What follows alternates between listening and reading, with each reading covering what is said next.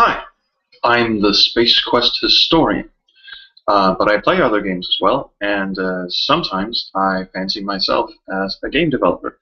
Um, I'm not actually a game developer, I just fancy myself as one, and tonight I'm going to be playing a computer game that I developed back in 2010, which was released at the start of 2011.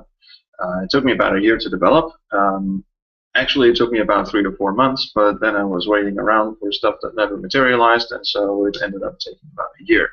The game is called A Life Worth Losing, and it was a tribute of sorts to the online reviewer community, notably the network thatguywiththeglasses.com, featuring the Nostalgia Critic and the Spoony One and LordKat and a host of other interesting people who review games and do it in sort of a snarky, sarcastic, sometimes cynical, sometimes incendiary fashion, which I was a very, very, very big fan of and continue to be a very big fan of. And it's also kind of my love letter to the adventure game genre itself, being that it contains many, tropes and parodies of adventure game cliches and such. And last but not least, it's kind of a tribute slash, I don't want to say hate letter, but it kind of, because I used to be involved in a lot of Space Quest fan fiction, being the Space Quest historian. There you go. I run a bi-weekly podcast as the Space Quest Historian, which you can check out at spacequesthistorian.com.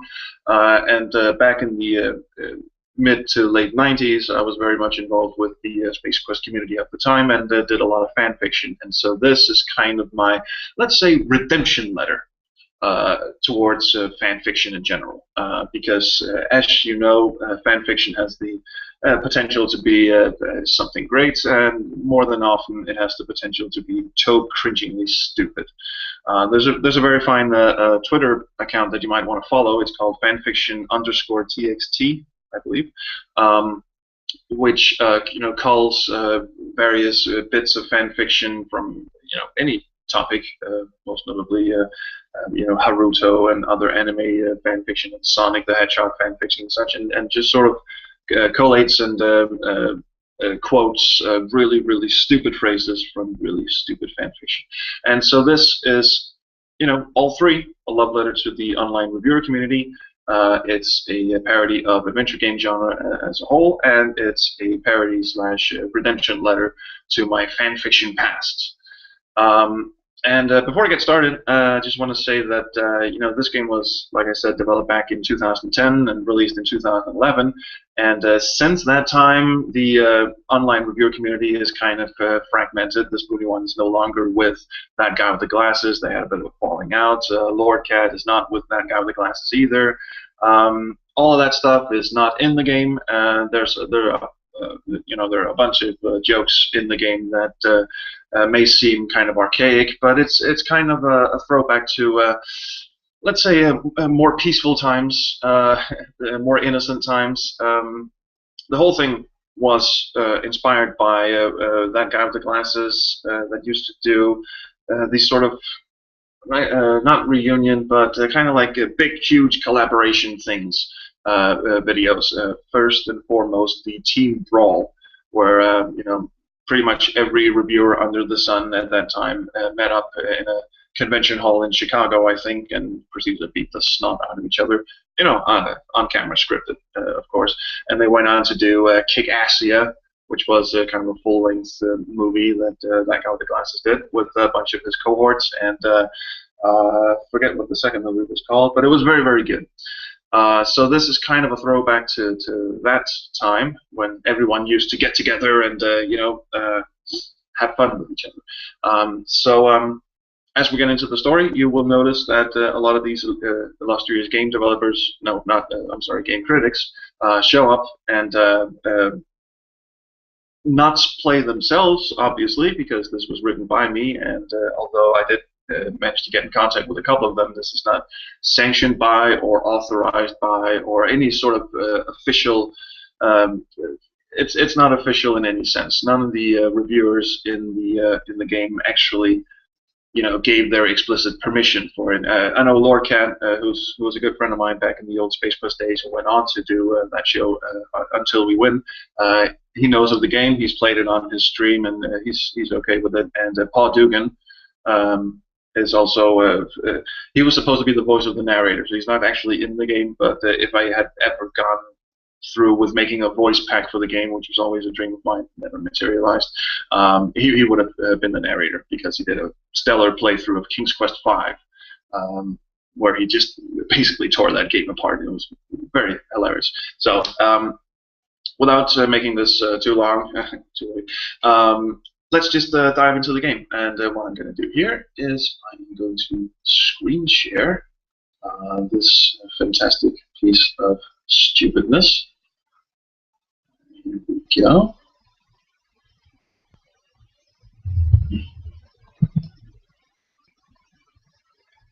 Sorry, just going to get the technology under wraps here.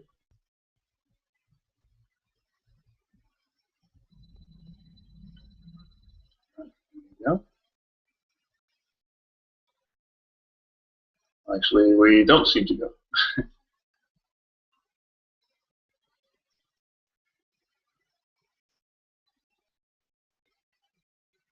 So I should probably have tested this out before I started. But, I'm just going to quit the game here, and I'm going to start it in a window so that I can screen share it. The window, so we can run. Go. Screen share the appropriate window, and we're off. Yeah, you'll have to pardon the title bar at the top. And I'm just going to turn down my TV, because even though I dearly love the music, because I composed that myself, probably shouldn't be listening to the echo. So anyway, this is the auspicious title screen. Not much to say here. Let's just hit new game. Yes, that's me, having a little sleep with Mario in the background. My wife and I are both very big Super Mario fans, and why not have a drink about Mario at the start? And yes, I am the protagonist in the game. This is another thing about fan fiction. A stereotypical trope of fan fiction is that the author often injects himself into the story and ends up saving the day, or sleeping with the female protagonist and such. Since this is an all-male cast, the latter thankfully doesn't happen. But anyway, this is my living room, and this is where the game starts. These photographs were taken in the winter of 2010, so there's a bit of snow outside. This was actually what my windowsill looked like at the time. There was my wife's collection of vintage robots. We jokingly refer to it as her little robot army. Hell hath no fury like the vast robot armies of a woman scorned. Hopefully she's not. The whole point of this little exercise, you can kind of look around, and you can only switch between hand and look icons. You all know how an adventure game works, right? The whole point of this is that you're supposed to hang the clock in the bathroom. Of course, this is kind of a tribute to Back to the Future. Let's go hang the clock in the bathroom. There's a little cutscene of me trying to hang the clock in the bathroom, and yeah, you'll see. I can't reach. Let's just put my horribly misshapen foot on the toilet, and bad idea. I think that the comic letters that you saw there, I think I ripped those off from Day of the Tentacle. And welcome to the actual game world. Why am I so blocky and poorly drawn? There's a reason for that. First of all, I'm not a graphics artist by any stretch of the imagination.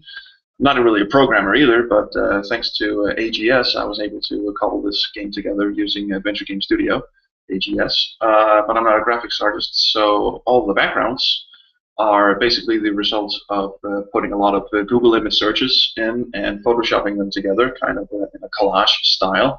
So I ripped off a bunch of people. I just indiscriminately searched online for various stuff I needed. In this case, I needed a hillside.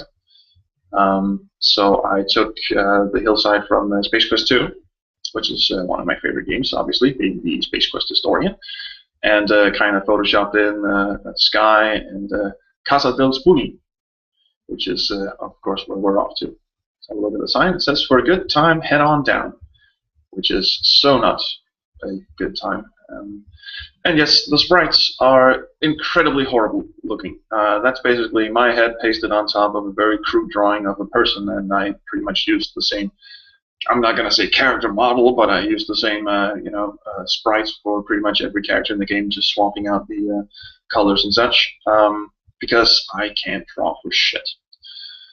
I'm just going to steal Spoonie's fruity cushion and blankets and go have a knock on his door. Now in this game, Spoony is living in a shack somewhere in what we will soon know to be the game world. This is the pixelated forest, because everything is in the... I suppose you guys are familiar with Sierra's AGI system, which ran at a whopping, if I'm not mistaken, 160 × 200 resolution.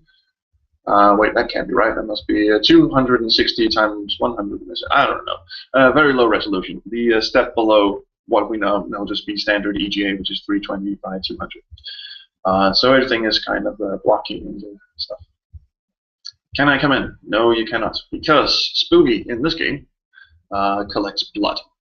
I'm not really sure what that was a reference to. Actually, it might have been a reference to The Thing, which is one of his favorite movies and also one of my favorite movies. And you'll see that pretty much every character in the game has this sort of photorealistic head and kind of a very, very unphotorealistic body. Again, the aforementioned character model.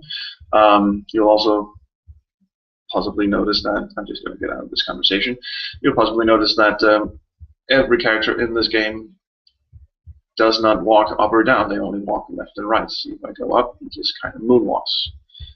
This was because that I actually, went on Google image search and found, shots of people's heads and then just stitched them on this body. But like it says in the game manual, you try and look for a picture of the Nostalgia Critic's back of the head, and this is not possible. So every character in the game just only faces two directions. Now, Spoony just told us to go to the hospital. Well, he didn't tell us, I just skipped out of the conversation, but he would have told us to go to the hospital and find a blood sample, otherwise he won't let us in. Now, SWAT teams are swarming the hospital. Those of you who watch sitcoms might recognize the front of this hospital as the hospital from Scrubs. This was actually a holiday shot of some people online who went to see the actual teaching hospital that they used in the show, and they were actually supposed to be standing right here where I'm pointing. So I photoshopped them out and added in this vending machine to sort of crop out their heads and stuff. This dude is, well, he's a SWAT guy, and you can actually talk to him. He has nothing important to say.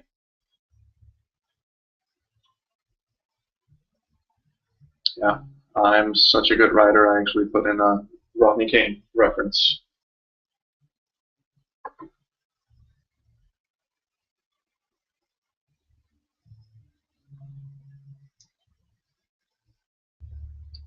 He has nothing of value to offer.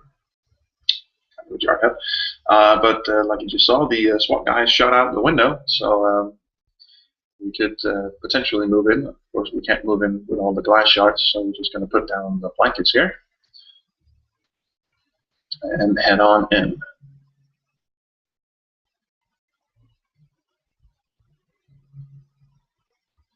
This is kind of akin to that old Access software game Countdown, which you might or might not remember. Oh, look, there's a little fuse. Let's just pick that up. That'll come in handy later. Anyway, Countdown was one of those adventure games from the early 90s that tried to use digitized characters and tried to present itself as an interactive movie, even though it came out on floppy disks.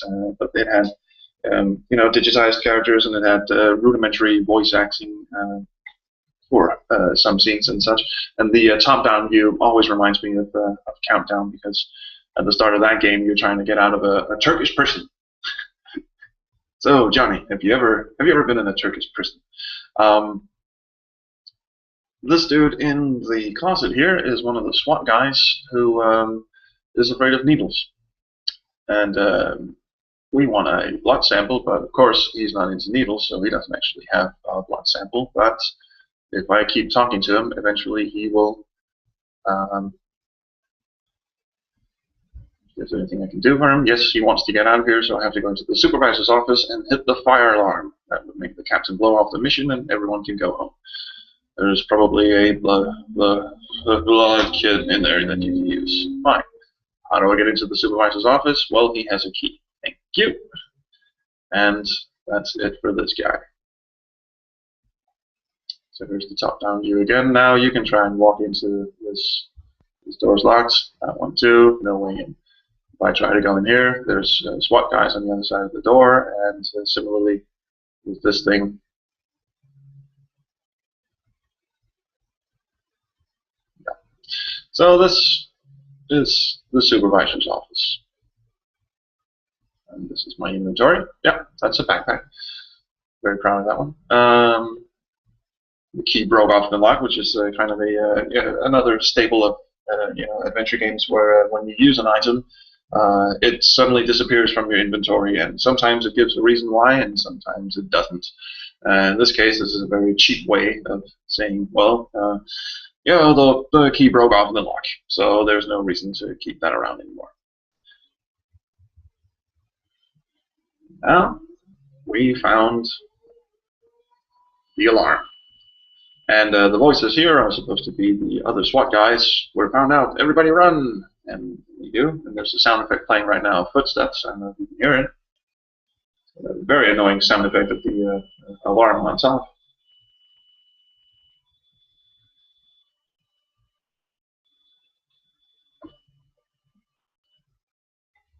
Well, that was fun. And I got a blood sample out of it. Even though Spoony specifically asked for my blood, I don't suppose he has any qualms, so it's somebody's blood. Who gives a damn? Right.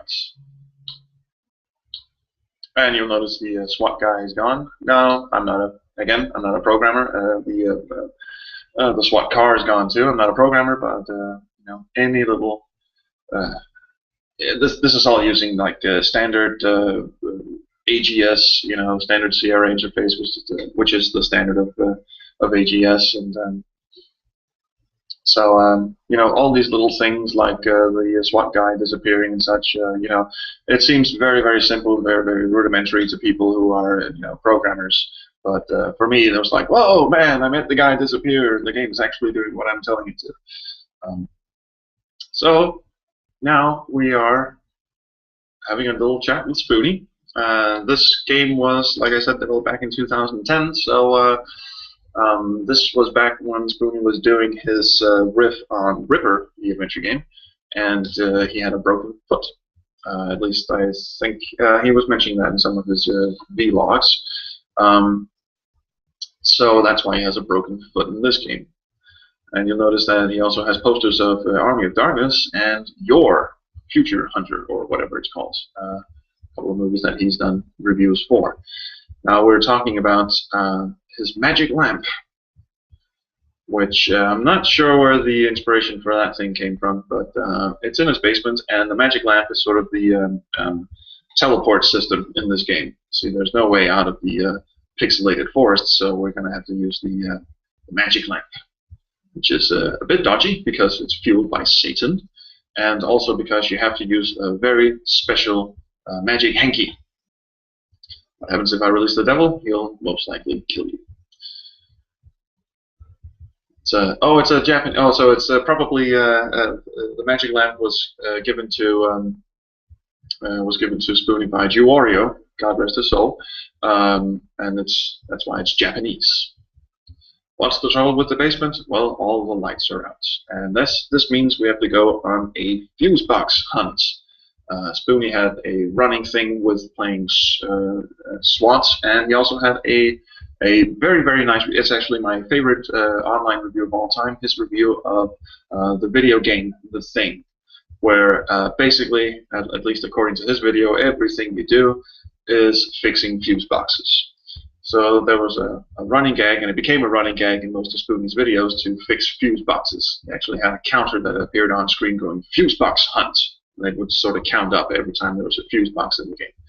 So that's why we have a fuse box hunt. Now, this little thing over here in the corner is a fuse box, and this little thing on the floor is a fuse.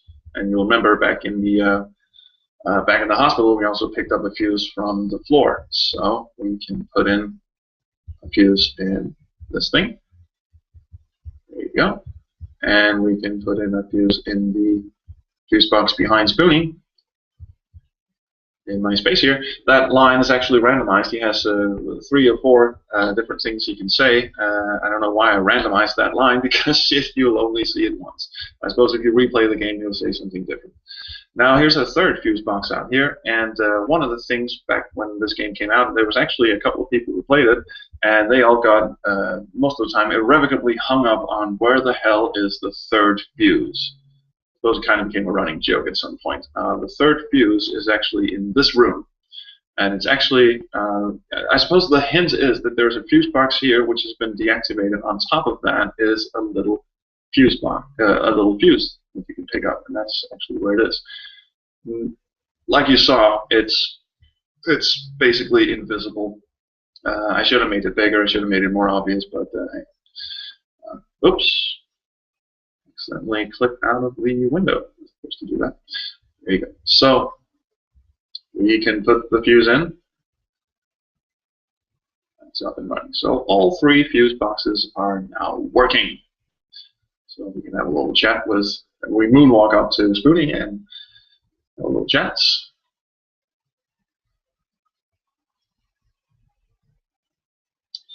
There's something oddly familiar about this basement, and if you've ever played Phantasmagoria 2 from Sierra, which is another adventure game, or if you've ever watched Spoony riff on the entire game, he did 2 amazingly funny video game riffs.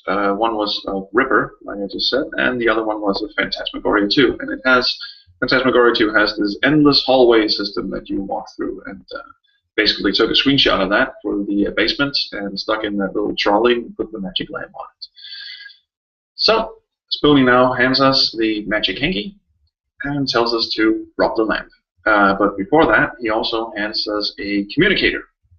And the communicator, which will shortly appear at the bottom corner of the screen, is actually our hint line. There's a hint system in the game, which I suppose most AGS programmers would have been able to put this thing together very, succinctly and do it very smartly. There you go. There it turned up.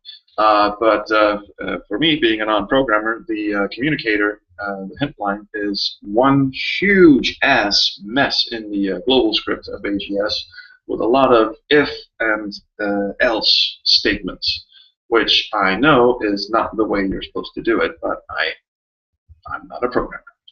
So if I try to use the communicator now, Spoony will just bitch at me. I can actually walk outside and use the communicator. Guess where I am?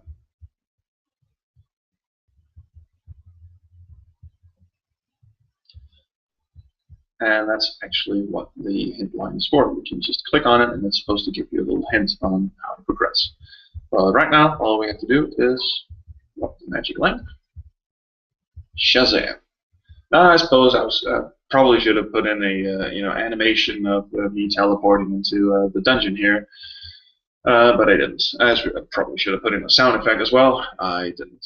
So now we're calling up Spoony and telling him that the thing worked, but it's teleported me into some creepy, weird-ass dungeon of some sort. And astute followers of that guy with the glasses, back when LordKat was employed there, I should say, he did a fantastic review of the NES version of Dragon's Lair. You probably know Dragon's Lair was one of those really, really frustrating computer games where you're supposed to basically memorize levels so you can complete them, which is complete bullshit. And although you know, that game was not 3 or pseudo 3D like this perspective here is.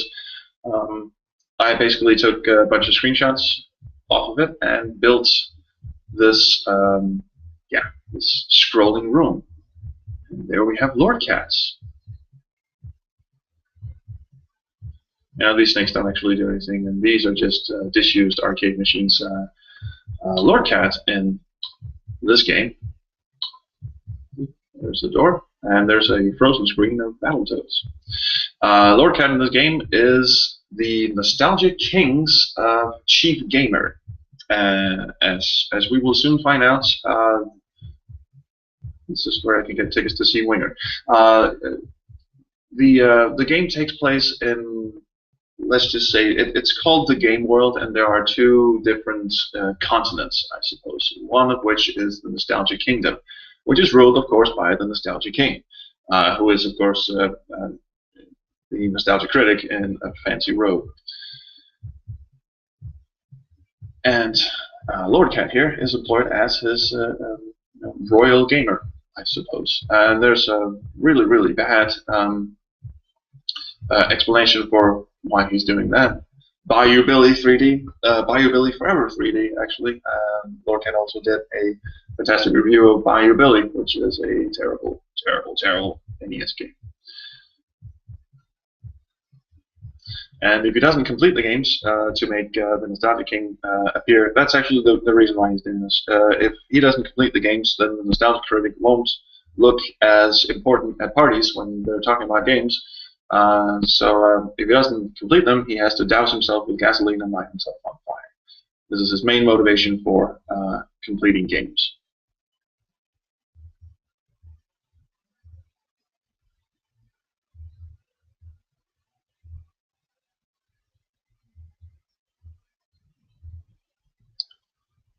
So, we can't, of course, just snatch this gas can. That's not how things work in the game world.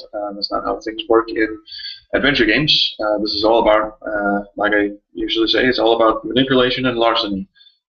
And you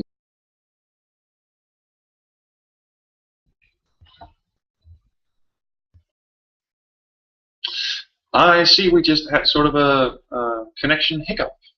So welcome back. I'm still playing my game, A Life Worth Losing, and I'm just going to screen share that thing once again. Don't you just love when stuff like that happens? So if we try to pick up the gas can, that's not going to work. You have to find the strategy guide for Bayou Billy Forever 3D. And even though you probably can't read the text, it's kind of a pixelated mess in here. You probably, if you're kind of an adventure game aficionado, you probably recognize this library. This is, of course, the library from Maniac Mansion. And in the game Maniac Mansion, you open this little panel in the bookcase here and discover a cassette tape, I think. But here you find the strategy guide. And, of course, this is kind of an unfair puzzle for people who've never played Maniac Mansion. You would never think to look in the panel here. But then again, if you've never played, if you played Maniac Mansion for the first time, you don't know to open that panel either. So I suppose the puzzle is as fair as Maniac Mansion was, which is not a lot. Oh, and the staircase here goes nowhere. Staircase out of order, which is actually, coincidentally, the same thing it does in Maniac Mansion. The staircase is also out of order in Maniac Mansion. The only thing I added graphically in this room is that the stone texture here is not there in the official game, and I think this screenshot might actually be from the NES version of Maniac Mansion, because I don't recall the floor being blue in the original MS-DOS PC version. Or in the original, actually, the game was originally released for the Commodore 64. But enough silly trivia. There are a lot of if Wednesday. There's a lot of extraneous dialogue. Like if you try to pick up the gas can after you found the strategy guide, but you haven't talked to him yet.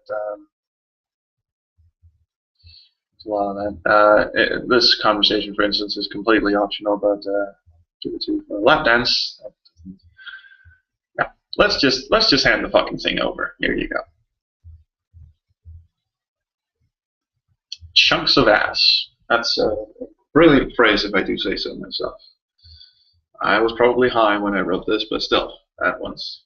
I like the phrase "chunks of ass." And LordKat speaks in a very mock. What do you call it? That's the Danish word. Sort of ceremonious kind of tone. At one point, our lead character here, model left of me, actually says, "Dude, just stop talking like that." He doesn't actually do that in real life, though. Anyway, strategy guide handed over. Let's pick up the gas can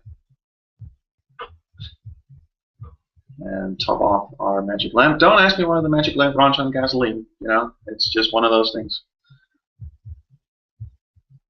And now we can use magic lamp. Shazam.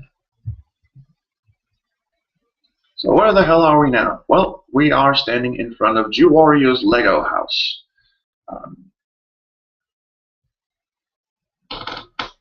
Of course, Jew-Warrior didn't actually live in a Lego house, but he does in this game. So now we're kind of in King's Quest territory. Now we are at the we are in the plains of the Nostalgia Kingdom. This is kind of a serene type of, oh shit, what the hell was that?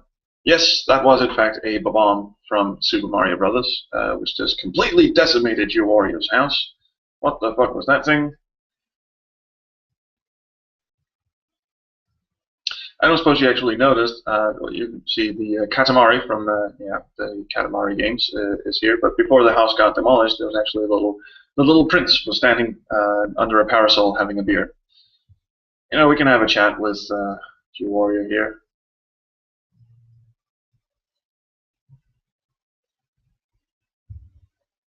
And here's another little extraneous thing. If you tell him about the magic lamp, and then you call up Spoony using the hint line, you can actually kind of yell at Spoony and tell him what a complete fuckface he is for giving you this magic lamp, and that Jew-Warrior was basically just trying to get rid of it.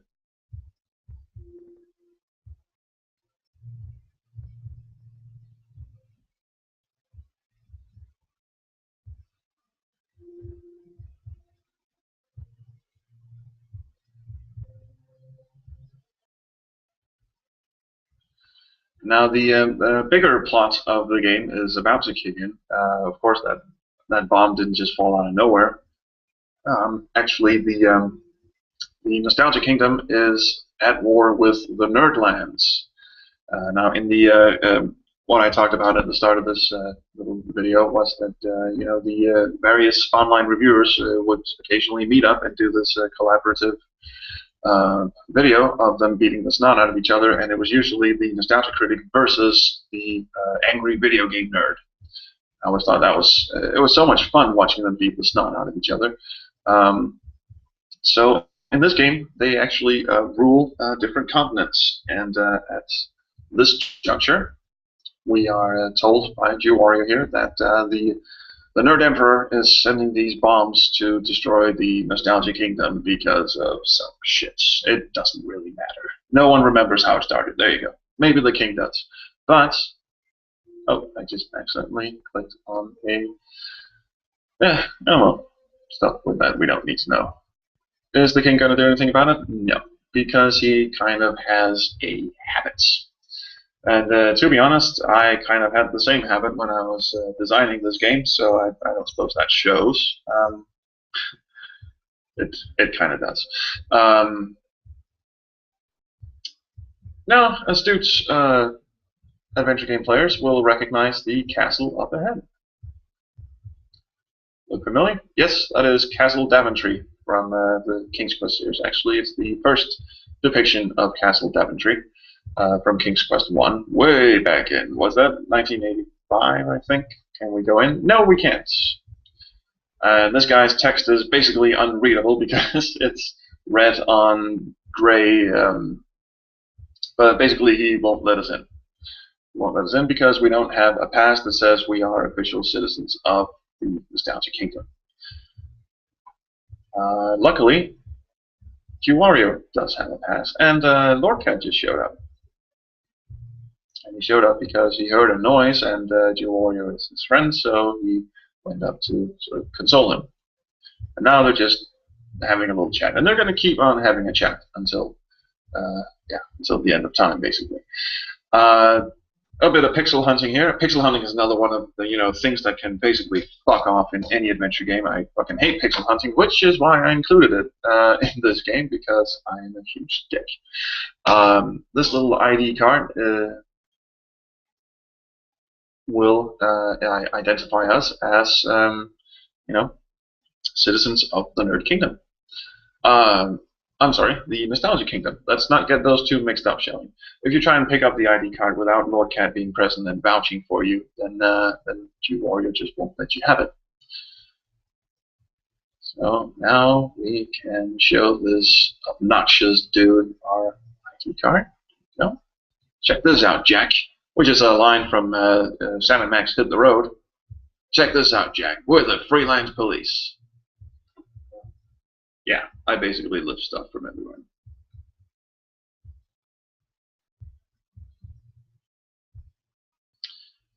Welcome to the throne room. Now we've got the Nostalgia Critic as the Nostalgia King, and we've got Electric Raul Julia.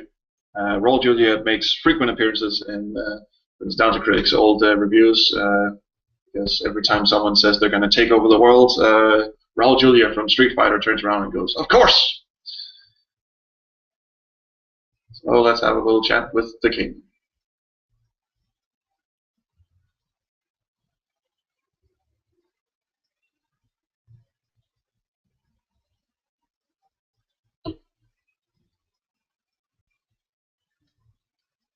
My trusted servant, Electric Raul Julia.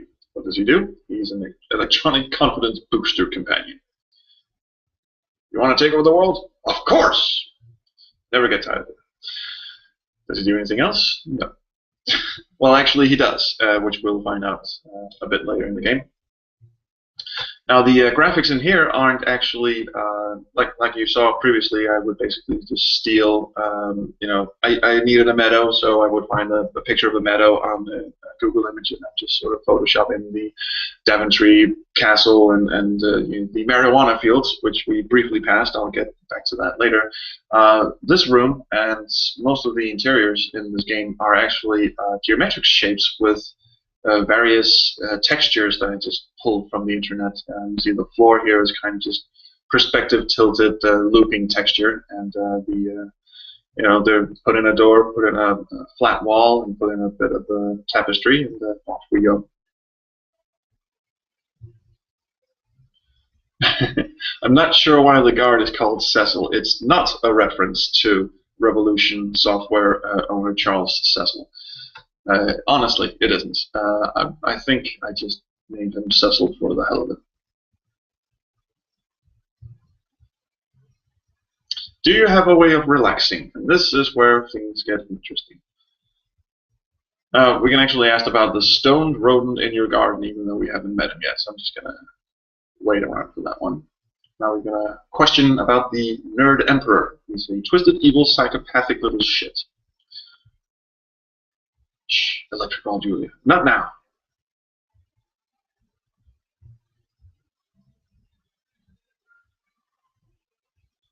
Fuck switch. That's another very nice colloquialism I'm very proud of. Oh yeah, the Nostalgia Critic swears an awful lot, but just you wait until we actually get to the Angy Video Game Nerd, or the Nerd Emperor. That was fun. Actually, writing for these different characters. Of course, these are not, it's not Noah Antweiler, it's Spoony. This is not, Doc Walker. This is the Nostalgia Critic. So they're not representations of these people in real life. They're all playing a character in their online reviews, and of course, they're playing a character in this game that I made. And trying to write in their style was kind of I suppose, a challenge. But at this time, when I was making this game back in 2010, I had, watched a metric fuck ton of these people's videos, and really just spent an amazing amount of time watching these videos. So I thought, at least in my mind, that I managed to hit their, kind of tone and style, with the, of course, obvious glaring exception of LordKat, who basically talks like Gary Owens in Space Quest. But hey, I thought I could get away with that because I actually know the guy. As far as Spoony and Nostalgia Critic and the Angy Video Game Nerd, I've never ever had a conversation with them in my life, and as far as I know, they don't even know that this game exists, and I suppose their lives are probably better off with that. So yeah.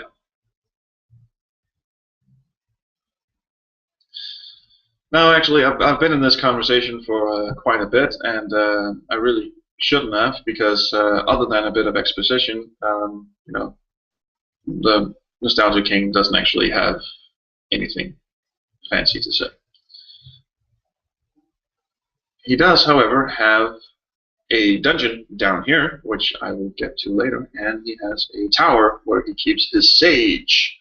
And the sage in this incident is Benzaie, the French reviewer who does game reviews and metal reviews. I'm very much appreciative of that. And the dude is actually living in, you might recognize this screen from Conquests of Camelot, an old Sierra adventure game where you played as King Arthur.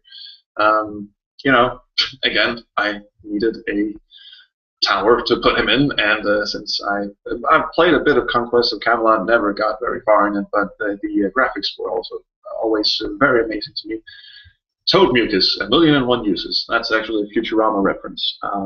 There's one episode where Fry asks a giant supercomputer, "Hey, is it true that postage stamps are made of toad mucus?" Correct. Now, Benzaie is kind of out of scale here, and also his mouth moves in kind of a weird way, but yeah. Again, that's me not being a graphics artist.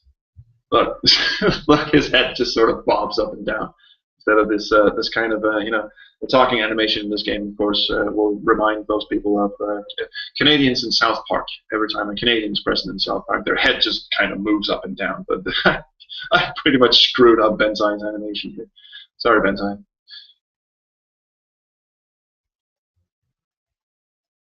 Oh, it makes a fantastic tequila sunrise. I'm not sure Benzaie actually makes a fantastic tequila sunrise in real life. But again, this is just a character.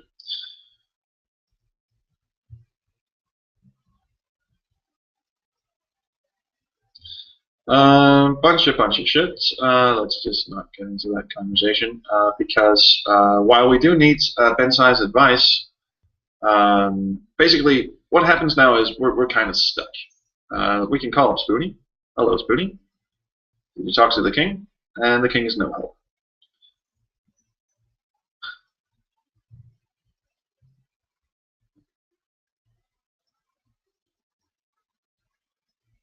And of course, this conversation, depending on what room you're in the game, if you're outside, the king doesn't butt in. If you're inside, he does. These are just minor things, but again, being a non-programmer, I'm kind of a teensy-beensy with kind of that. I really shouldn't be. Oh, did you notice the royal bomb? This will come in handy. Let's get to what we're actually supposed to be doing. Let's go down and have a look in the dungeon.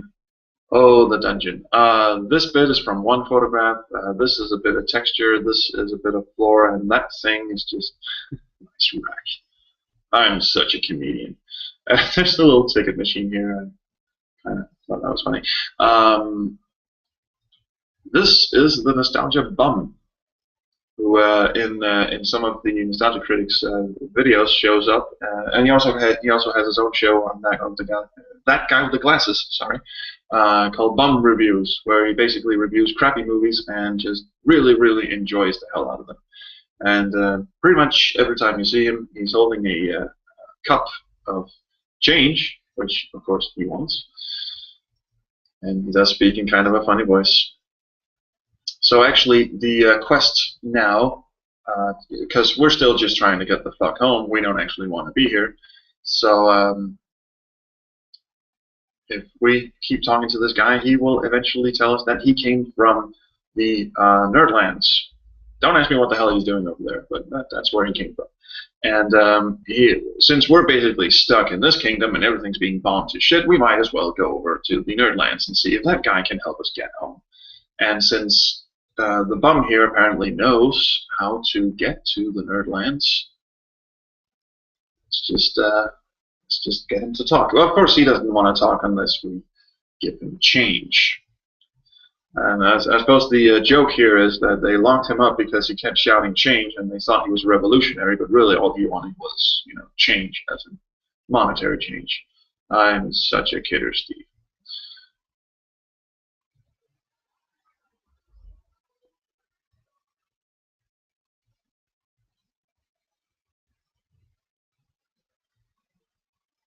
So that's our question. Let's go find change. The king doesn't have any change. However, we do know one guy who plays arcade machines. That would be LordKat, and to play arcade machines, you need change. So, suppose he has change.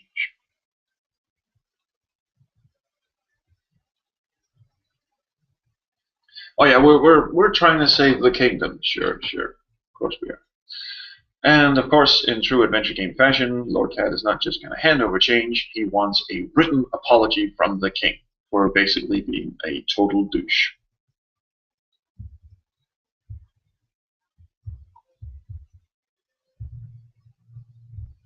And getting a written apology from the king is not as easy as you might think.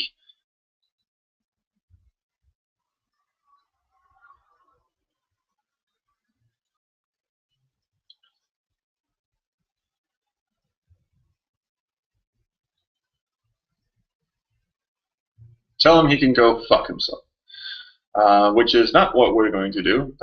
You can't, actually. But you're not getting a written apology out of the king. So,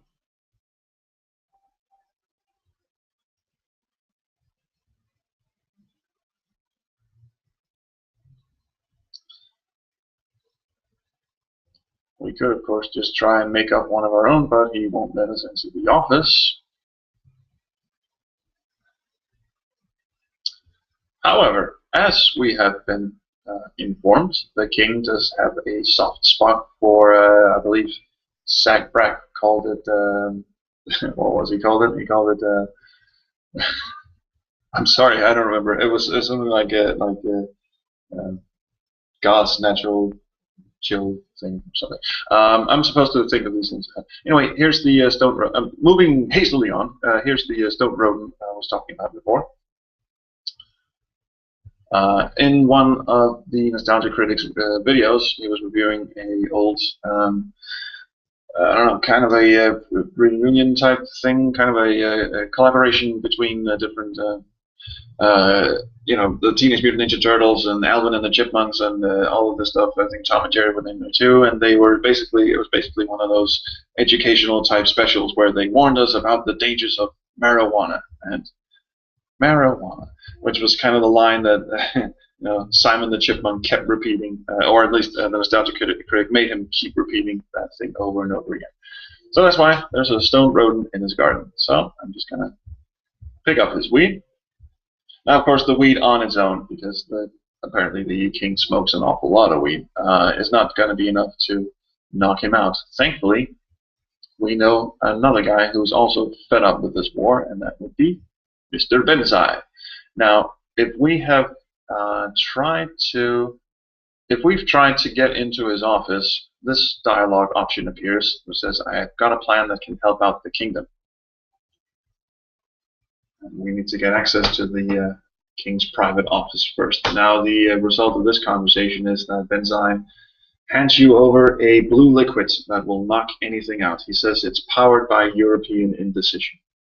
Of course, this is kind of a dig at my own backyard. I live in Scandinavia, and Scandinavia being a part of Europe, we're under the European Union, and nothing interesting gets decided in the European Union. It just takes for fucking ever for them to get off their asses. I'm not turning this into a political thing. I'm not actually against the European Union or anything, but it just, bureaucrats being what they are. Yeah. So that's why the distilled essence of European spirits. That's the blue liquid that knocks everything the fuck out. The most potent, powerful anti-activity drug in the known kingdom. Flip him that, and he'll be out like a light. But you have to do it surreptitiously, and you have to do it orally. How am I supposed to do that? Well, we've probably already figured this puzzle out, dear. I'm just going to say listeners or watchers or whoever the fuck you are out there. You need to imbibe it orally, of course. Whoops. I think we just found a programming mistake here. I've just asked Benzaie how I can wake the king back up, because I get him. He's not actually knocked out yet, so this is... no one saw that. That was a mistake. Anyway, the puzzle being, of course, we have to dip the Mary Jane in Benzie's knockout liquids, and then we go back down and show the king the bud. I think I might have something to help you relax.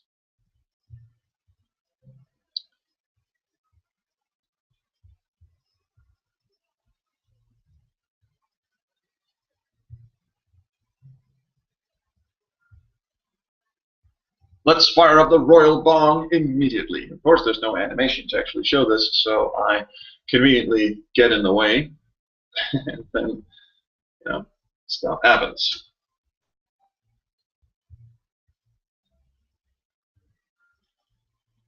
One of the few times there's actually a sound effect in the game. And kapow! There he goes. Now the king is knocked out cold. So you would think we can just get inside the king's office, but no, we can't. Electric Roll Julia is not having any of that. And how do we deactivate him? Well, Spoony actually knows how. I've knocked the king out, but his electric guard dog won't leave me alone.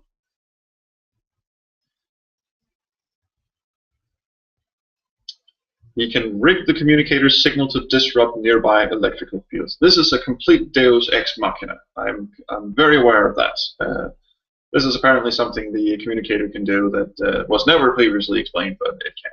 By the way, has anyone actually noticed what the communicator looks like? It's that little blue swirly thing from the game Ripper that Spoony did a fantastic riff on. And it basically just stuck Spoony's head inside the middle of it. Alright, so now we're in the Nostalgia King's office. He's got pictures of incredibly bad movies on the wall. He's got Howard the Duck, Mortal Kombat, Barbed Wire, and Street Fighter. And these are all movies that the Nostalgia Critic has reviewed. There's also Tank Girl, and I can't really... Oh, Tom and Jerry the movie, and I forget what that thing... Oh, so he's got Citizen Kane. It's hanging out with the wrong crowd, I'll say.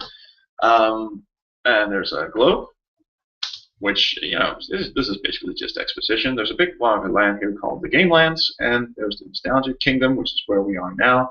Then there's the Pixelated Forest, and then over on the other side of the ocean is the Nerdlands. Actually, a thin stretch of water.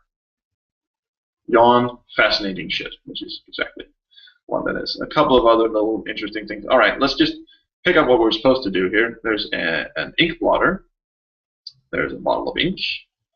And there's a bit of stationery, and we can use the King's typewriter to print up a letter of apology.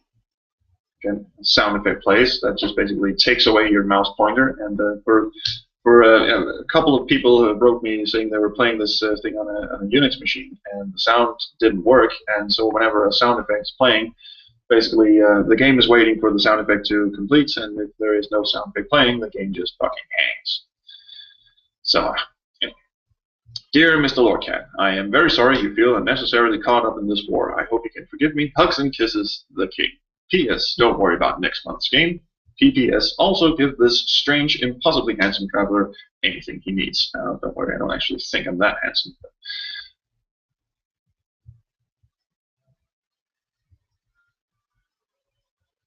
But a couple of brief little interesting things we can poke around in. There are some... This is the one. There's a couple of weird handwritten notes. Here's a random one. I can barely make out the handwriting. It says, "Oh my god, I have the greatest story ever. Please let me out of the dungeon. P.S. Do you have any change?" And every time you click, there's another random handwritten note. That one just sort of repeated on itself, didn't it? Given that God is infinite and given that the universe is also infinite, would you like a toasted tea cake? That's a Red Dwarf reference.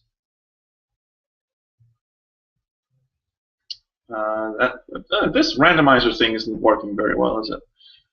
Blow me, sincerely anonymous. The letterhead reads from the desk of Linkara. Linkara is not actually in the game, but now he sort of is. It's just like how he just wrote "blow me" to the king. I would very much like to write the Queen of Denmark and just put in "blow me." If Superman raped Wonder Woman, would you babysit the offspring? That's kind of an insensitive joke, isn't it? Again, I was probably high at the time. Anyway, we've got a written apology, but we also need the king's signature. Now, instead of just going all the way back to LordKat and having him tell us we need the signature, I'm just going to go ahead and solve this puzzle because it's not all that interesting. The king signs things with just the palm of his hand. Just presses his, just presses his palm against paper, and that's his signature. So we dip the king's palm in ink, and then we rub the apology on his hand. That's one official stamped apology letter for LordKat. So let's go all the way back and hand him the apology letter. And he will give us change.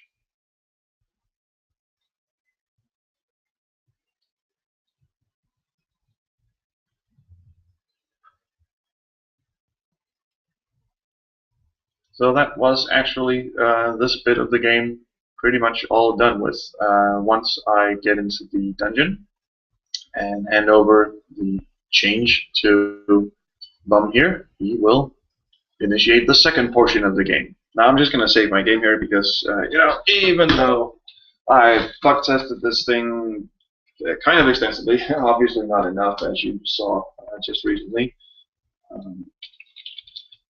it didn't appear that crash prone when I tested it, but I'm not taking any chances. So, handing off, change.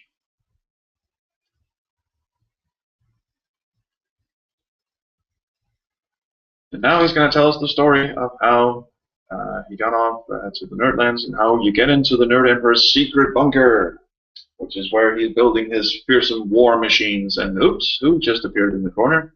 Why, none other than a character who appeared on the screen facing the wrong way, which is, one of those little programming mistakes that crop up an awful lot of times during the year. Whenever you transport a character from one room to another, you also the game will just put it in the facing the way that it was in the previous room, or the engine will, and you can basically tell make the character appear in this room and have him face this way. But every once in a while I got a bit lazy, so pretty much most of the time characters will be facing the wrong way when they enter different screens.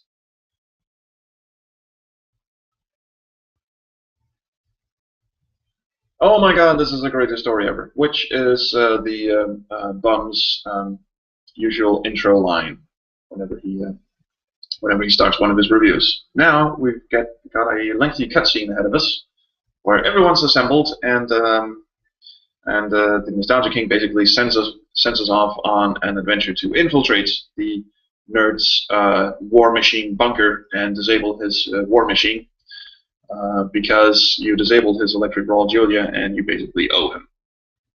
Don't ask me how Spoony got here with a broken foot, because he's going to use that as an excuse for not going on the mission in a while. But to help you along, LordKat and Wario will accompany you on the mission. This is also where the communicator, even though you still have it in your inventory, the signal doesn't work in the Nerdlands. So basically, the communicator is now useless, which is why you now have two companions to help you along.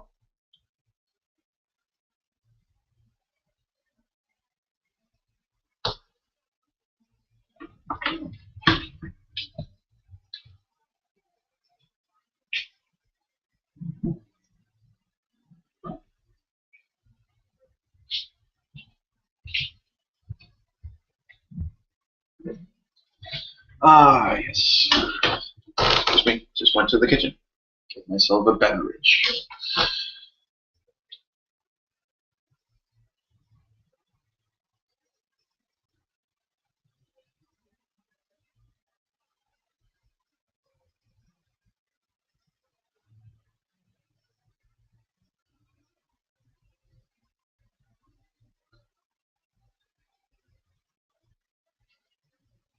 One of the examples of me being absolutely very incomparably lazy in the animation department. Ow, Spoony just kicked me even though the characters are standing completely still. I've got CCTV cameras up in this bitch like you wouldn't believe. Now, of course, English is my second language, so every time something weird line like that crops up, I'm just going to wave the I'm a foreigner flag, and, you know.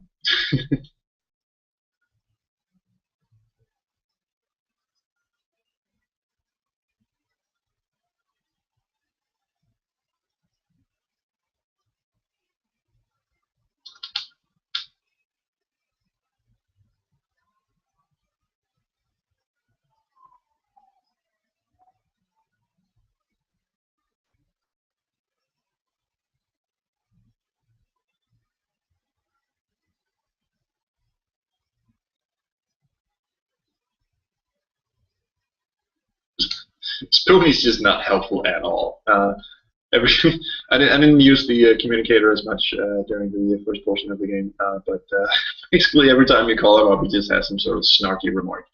I will say Spoony is one of my all-time favorite reviewers, and like I said, his review of The Thing, the video game, The Thing, is I watch that review every so often, like every month or so. It is so fucking hilarious. And here we have the narrator, who was never introduced until now, and he was supposed to, if I had ever done a voice pack, like I said, he was supposed to be played by Paul Dugan, but he isn't.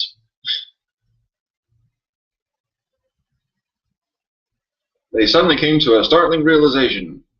I didn't know we had a narrator in this game.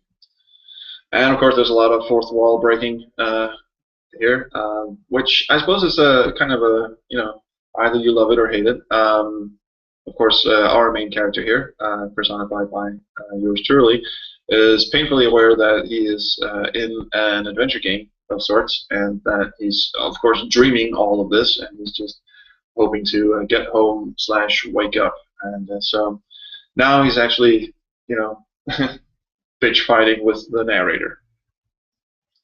And the it's not entirely obvious, I suppose, but if you were paying attention, the yellow text is Wario, and the brown text is LordKat, and the blue text is me.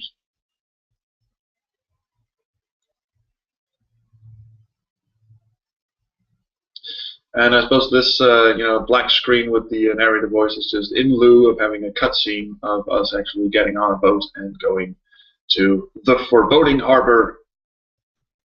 Oh shit! I just clicked past a line.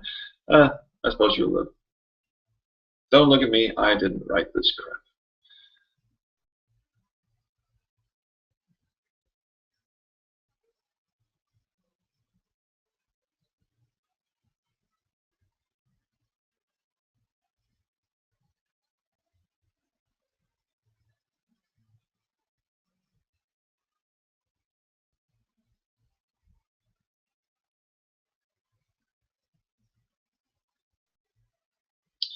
So now we're in the Nerdlands.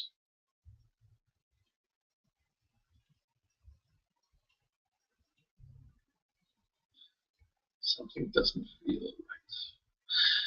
So basically what's going to happen now is that whenever I walk somewhere, LordKat and Wario will follow me around.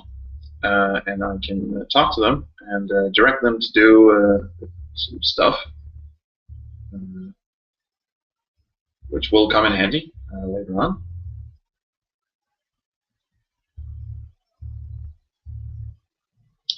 And they both serve different functions. Wario has the capability to decipher complex foreign obstacles, translating, decrypting, deciphering stuff. So he's basically the brains of the operation, and LordKat is the brawn of the operation. He can brute force his way through obstacles.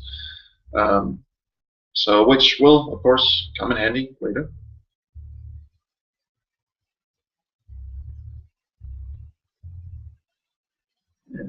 So, I suppose you all recognize the little pipes here.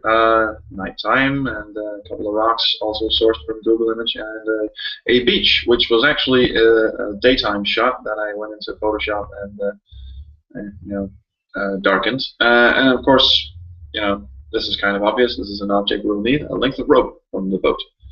I wonder what happens if we try to take the boat out. Oh, I'm not getting back in that thing. All right, well, you don't have to. So if I try to use the communicator now, nothing happens.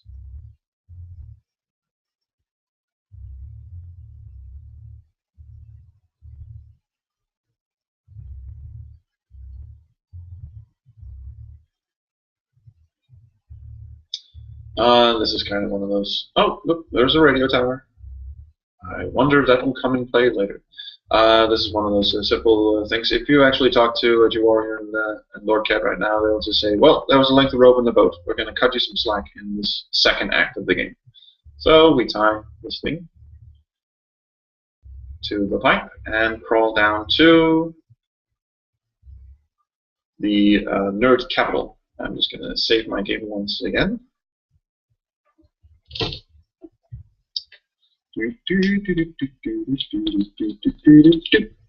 Because I was so infatuated with look, everyone's facing the wrong way again.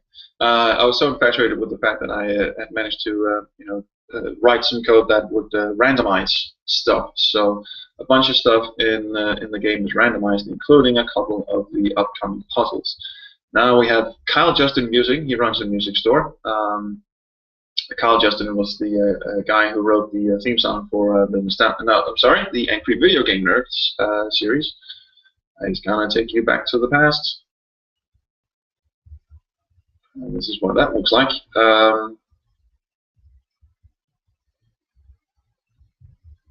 He has nothing important to say to us right now. And as you noticed when we came into the here's Angry Joe's Quality Firearms.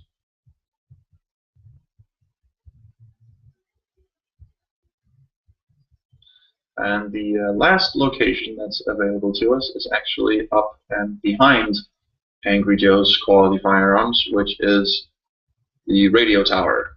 And the radio tower is where we're supposed to go, because that will give us the location of the nerd's bunker. And the electric fence that you just saw me look at here is controlled by this man-sized box with ominous dials on it. Now look, this is one of those annoying puzzles. It's not actually a puzzle. You're just supposed to pick up one of the fuses, and that will deactivate the electric fence. However, the fuse you're supposed to pick up is randomized every time you play the game. And the dude who knows which fuse to pull is Kyle. Kyle knows. We'd really like to get into that radio tower outside. Look at those dudes moonwalking. That's fantastic.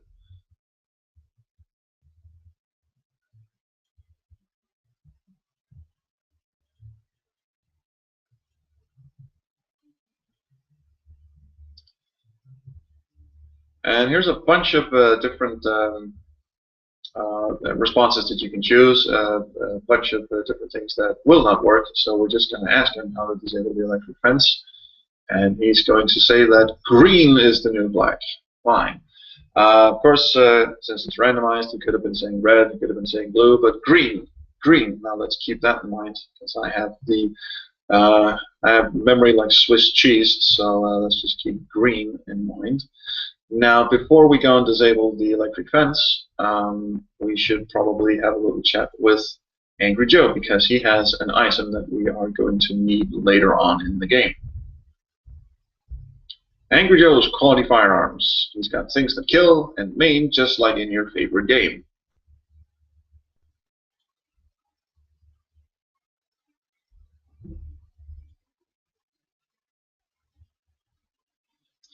And the second that we tell him that we're from the Nostalgia Kingdom, he is going to basically refuse to do anything for us. But he does have some exposition for us, which is that the Nerd Empire, or the Nerdlands here, are similarly as bad off as the Nostalgia Kingdom, which kind of contradicts what the Nostalgia King was saying, because he was basically saying, well, it's the Nerd Emperor. He's basically whipping our ass and sending those huge death machines after us. And now Angry Joe here is saying that the Nerdlands have also been bombed to shit. So apparently there's a third entity out there who's doing something terrible. The Empire is going down the toilet, and it's only a matter of time before there won't be any embers for the Nostalgia King to dance on.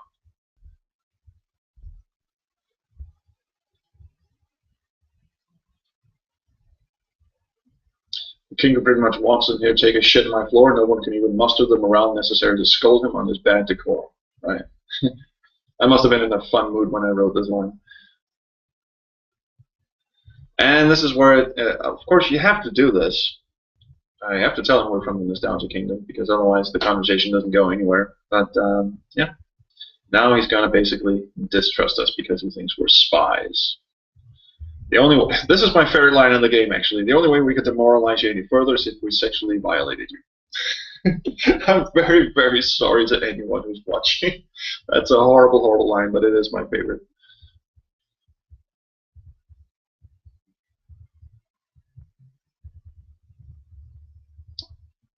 And again, as far as the background, and all the items in the background, again, this is just, you Google image search for hardwood floor and bricks in the background, and then you just search for a gun cabinet and a bunch of stuff like Lego Star Wars Death Star, and basically just put that all in a Photoshop thing. And this is before Photoshop had that really nifty quick select thing, where you basically just point a thing and then just click all around it, and then it just selects the outline of that.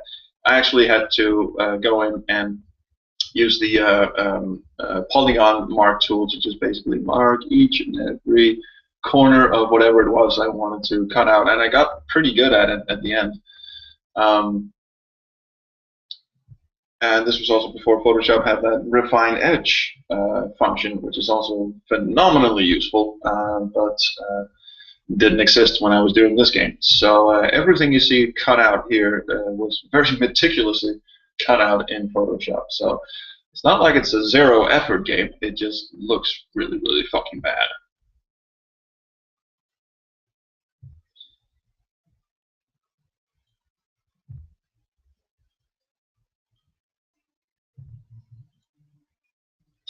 Right now, LordKat is brute forcing his way against Angry Joe's. And Angry Joe is, of course, another famous online reviewer who, at this point when the game was being made, he hadn't yet, let's say, rebooted his show. Just opening a beverage here. He hadn't rebooted his show, which placed him on board a spaceship. Back when I was doing this game, he was just in his room in front of a blue screen doing video reviews. So the whole spaceship crew that Angry Joe has now, not in the game.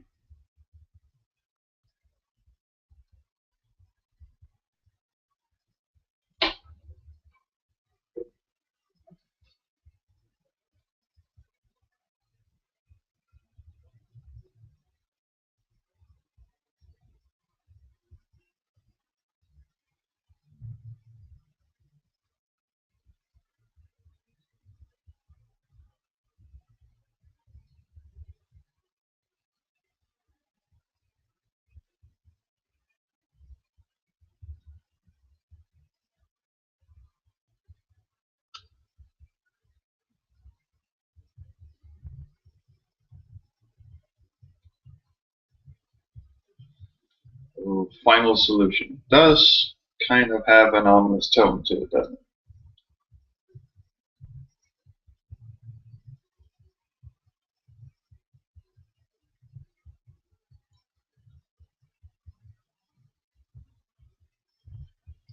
So basically, what's happening is that everyone thinks that these two continents think that they're at war with each other, but there's a third entity out there who's doing all the naughty shit.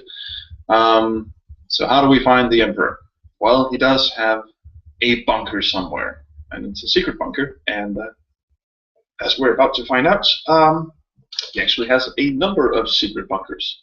Some of them are booby-trapped, and only one of them is the real one. And to find out, there's the old battle computer inside the radio tower outside of town. So that's where we're supposed to get in. Now, we've already established that green is the new black, so that's how we turn off the fence. But how do we get through the fence?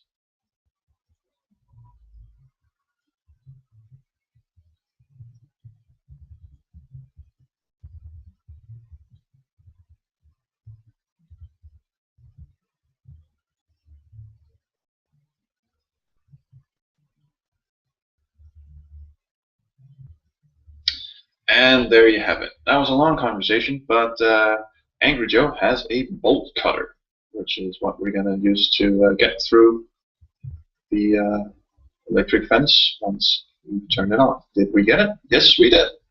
There is our bolt cutter. It's a damn sturdy one, too. Now, actually, full disclosure, there is a grievous bug in this game where you can actually just kind of walk right through the fence if you do it right. I'm not sure if that works. So, no, it doesn't work right here. But I had reports that you could just basically walk right through the fence once it's, I suppose once it's been deactivated. I'm not sure. But anyway, you are supposed to get the bolt cutter.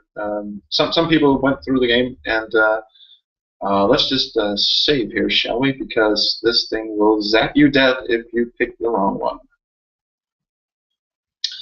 So they just basically walked right through the fence and they got up to the bunker, and well, didn't get any further because they missed the bolt cutter. Now, this one is green, and that one is green, and that one is green. But you're not supposed to pick any of these. You're only supposed to pick the ones with the little colored sellotape on it. So let's pick that one. There you go.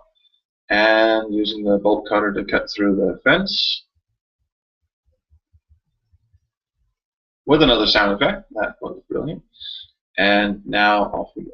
So, welcome to the battle room. What the hell am I doing? I was supposed to save my game. I'm a save game fanatic, to be honest. Screen is off. A couple of computers. Here's the main computer. Just going to turn that thing on, and of course, we don't know how. Now, of course, you will notice that we haven't actually used Jew Wario for anything interesting thus far. So let's get him to get the computer up and running, because he's good at deciphering things.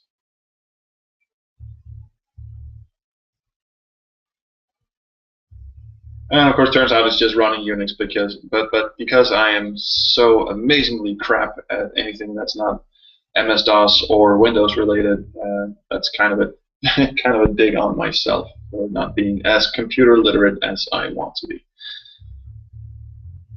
So now the computer's up and running, we can turn it on, and here is the first of a couple of really, really annoying fucking puzzles I put in the game. Looking at these 4 crosshairs depict where a bunker is located, and this readout here will give us a clue to the correct one, but it's written in a ridiculous code. Now the code is B2H8. Oh god. Now saying that out loud is actually the clue. This thing is randomized every time you play the game, but let's see what it was. B2H8. So B as in the letter B, and 2, and H as in H, the letter H, 8. That's actually a chess move. Now, B2H8, what would that be? Would that be a bishop or a knight? I'm not sure. No, it'd probably be a bishop, I think.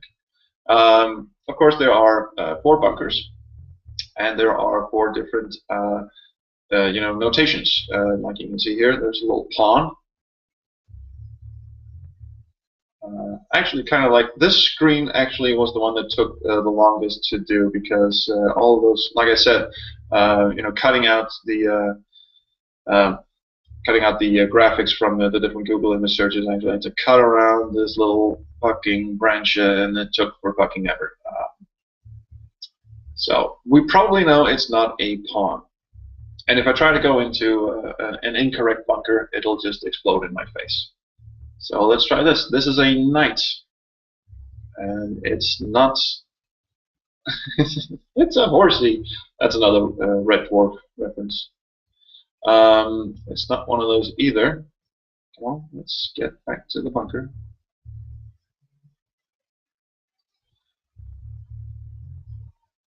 This hillside. That's a bishop. So I'm just going to save my game, and then we'll see if this is actually the correct one. And if it blows up in my face, we'll know that it wasn't. Ah, it was a bishop. Thank fuck.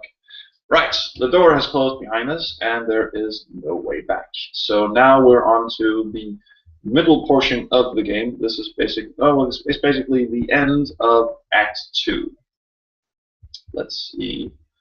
The bunker here, which is again, like I said, most of the interiors are basically cut and pasted out of the geometric shapes. You just basically draw these lines in Photoshop, and then you paste in the textures and stuff. Here we have the giant fucking door that leads into the nerd's secret lair, and it's protected by this amazing code lock. And if we talk to Wario, he will tell us how to get past the code lock. The combination to enter is unforgivably long and impossible to guess. Right, so fortunately, it's an old model, and it comes with a serious design flaw. I'm not sure anyone would ever actually build a lock that would succumb to this design flaw, not unless you really weren't interested in getting any business at all. But if we short-circuit the fucker, the door will simply open. You know, this is much more of an adventure game puzzle than it has anything to do with realism, obviously. But I actually put that in the game. Do you think the Emperor would have better security in his top secret command bunker? Well.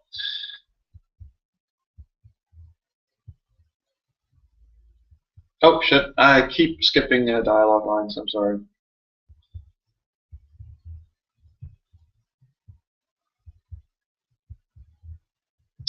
Right, so the other two places we can visit are the kitchen. Again, we have a reference to the real Angy Video Game Nerd. He always drinks Rolling Rock beer when he does his reviews, but these are empty, so no beer for us. The only thing in this room that we're supposed to get actually is this extension cord.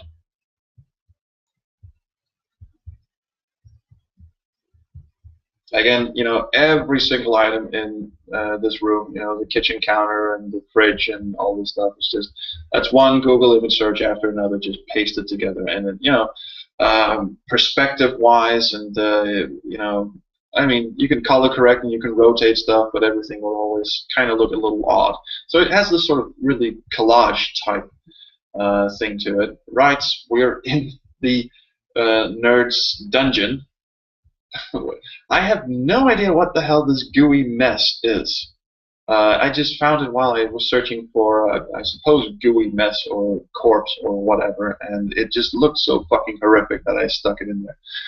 The other one you will have noticed is, of course, Bugs Bunny, who was in a... holy shit, you're Bugs Bunny.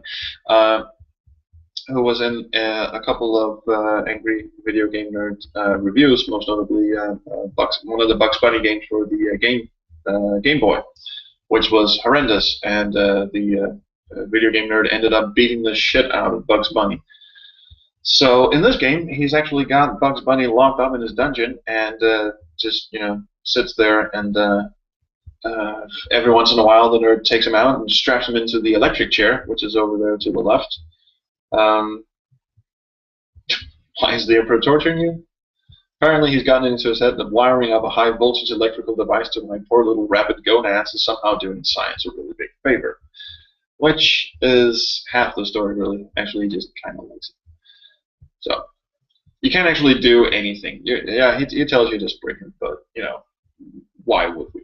So, there is no reason for it at all.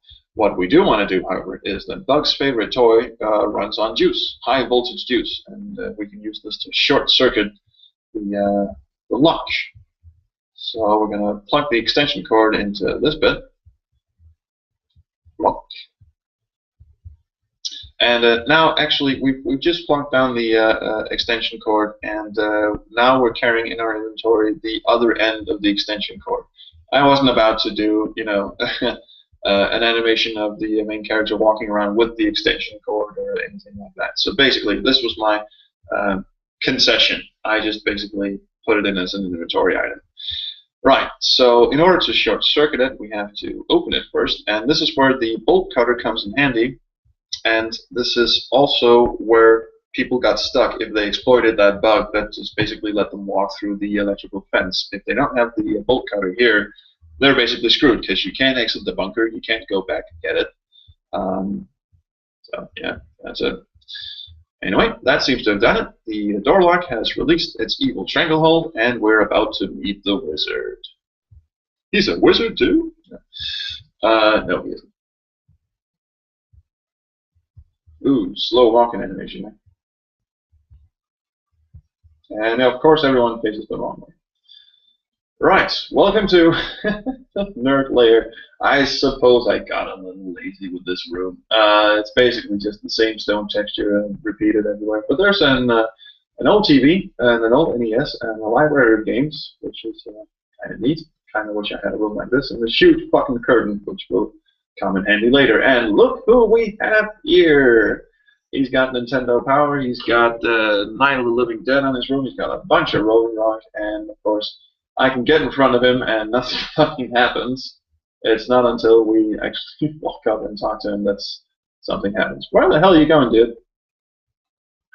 Oh, I just decided to take a little stroll. I just clicked the talk icon on him and just fucking strolled over to the entrance. Anyway, the best thing is probably I would very much appreciate the courtesy of your attention, please.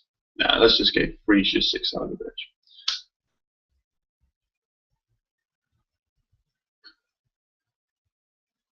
We're the free bugs. No, we're not.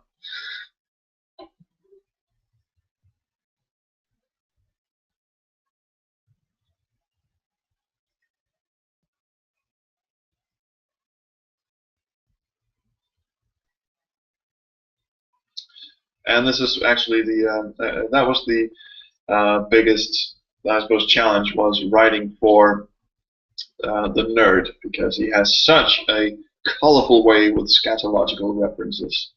So things like fungi and mussy nutsack and all this stuff is basically, a fan trying to put word into the nerd's mouth. And, the jury's out on whether I actually succeeded or not. But it turns out he's not building a secret weapon to annihilate the Nostalgia Kingdom. He's actually trying to figure out where the attacks are originating from.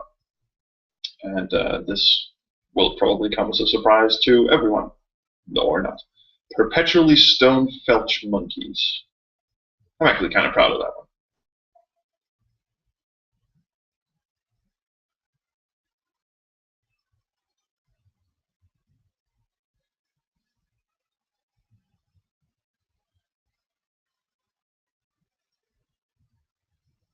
So let's dramatically open the curtain on the back wall. And this will reveal the nerd's spaceship. So he has actually identified the giant red sex aid. God, I was in a mood when I wrote this. I have no idea why the nerd's facing the wrong way, but he's actually telling us that all the death machines are originating from orbits in space. So he has spent the last 3 months building this huge fucking rocket, which is going to take us up to whatever it is that's orbiting the planet and shooting everyone, and take it out.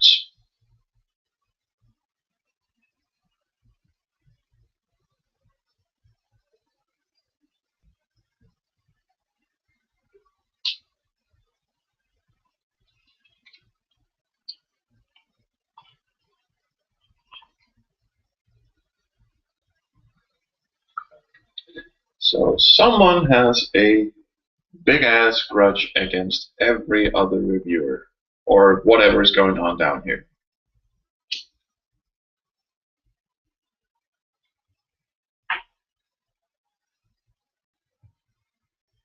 The Space Station of Death. Now this thing, not halfway through the game, but in a little while it will be renamed to the Space Station of Hate, which I thought was I fucking wish I had a space station of hate. I would rain hate down on.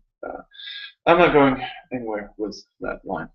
Anyway, this is one of those long ass cutscenes where they basically bicker back and forth, and eventually they decide to collaborate, as they do in their videos, and launch the rocket into space. Because the rocket just needs a few repairs in standard adventure game fashion. You have to sort of fix the last part of the rocket that needs working, and go to the Space Station of Hate. Of course, you don't want to, but seeing as we are now kind of indebted, or at least it's one way of getting home, that's what we have to do. So once this cutscene is over, we will be transported to what is affectionately referred to as Launch Day. Let's sail for the stars and kick some alien fucking ass. And so, 24 hours later, our once sworn enemies assemble at the launch pad of the Nerd Empire to join forces, shoot themselves into space, and combat the evil that has terrorized them. Paul Dugan would make such a better narrator than me. Anyway, here we have Launch Day. So, again, I keep pulling up the wrong screen. Let's just save our game here and call this Launch Day. Yay! So now it's daytime, at least it's kind of cloudy. Everyone's assembled. We've got Kyle Justin here, Spoony, Angry Joe, Jew Oreo, and LordKat, and also Critic and the Nerd. So why aren't we launching? Well,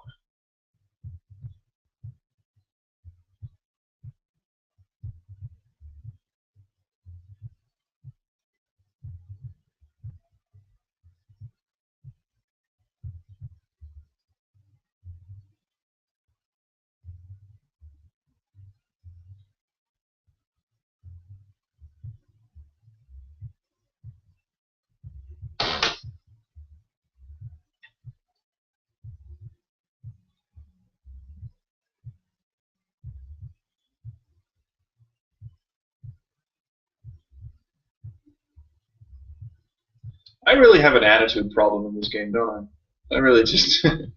Every time someone says something, oh, you have to do this, you have to do that, I just go, fuck you. So, of course, the thing has a wiring problem. And this is where, one thing I absolutely hate about adventure games are logic puzzles. And logic puzzles, as opposed to standard adventure game puzzles, a logic puzzle is one of those, if you ever played The Seventh Guest, you know what I mean. It's one of those, figure out the rules of this little puzzle, and you're basically cock-blocked until you can solve it. Now, standard adventure game puzzles, that for like, talk to this character, bring them this item, and progress the story. A logic puzzle is one of those asinine fucking... I hate them. So I actually came up with a bunch of them for this game. Basically, I suppose this game is just, me taking the piss out of myself and putting in all the stuff I hate. Oh, the Orbital Fortress of Hate. I told you it'll get renamed.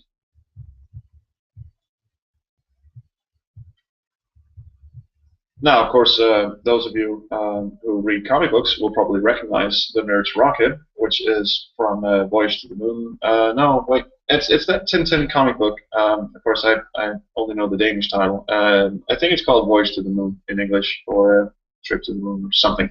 It's the moon rocket from Tintin, anyway. So basically, what we have to do now is we have to get fuel for the rocket, and we have to fix the wiring problem for the launch pad. So first things first. Yeah, let's just skip all this. First things first is to get fuel. Now, while you're carrying around, Joe Wario's ID card, and carrying around Spoony's communicator, and you can give those back, but it won't change anything, so I'm not going to. Anyway, I just picked up a cocktail glass, and the beach here. Look, our boat just. The beach here is actually full of oil. So this is where there's an oil bottle here, and we can basically use the straw to suck up oil. This is kind of a full throttle puzzle, where it goes slurpy slurpy, and you spit the oil back into the magic lamp. That has to taste fucking awful.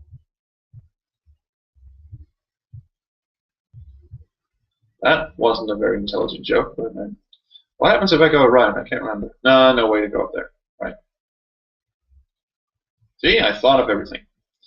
Right, that was one thing. I'm just going to save my game again, because if you mess up the launching puzzle here, you get 2 tries, but the 3rd try, if you don't do that, it knocks you out and you die. So you're basically supposed to put these plugs in the correct order. Now, the nerd just gave us schematics for this thing. And yeah, he left some colorful notes in there as well. What we need to look at here are these numbers. And the letters correspond to numbers, and you're supposed to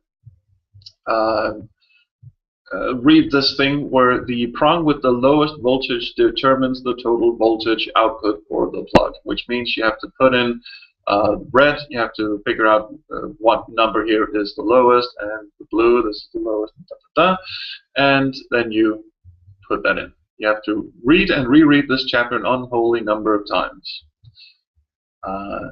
But I'm pretty sure I know this off the back of my head.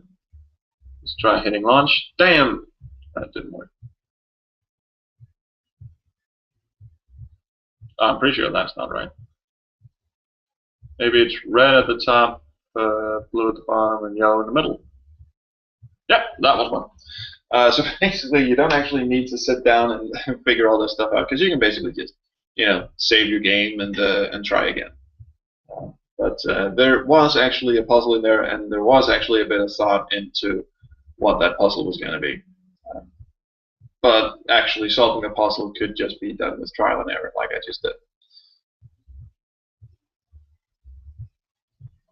So we've got fuel, and we've got the launch pad figured out. So we hand over the magic lamp with the fuel in it.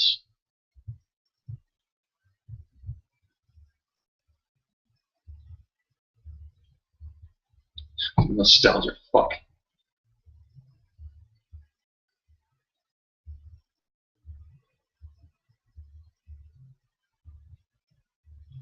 I just like the phrase "lumpy fecal spray." That's fantastic. Maybe I've been on the internet too long.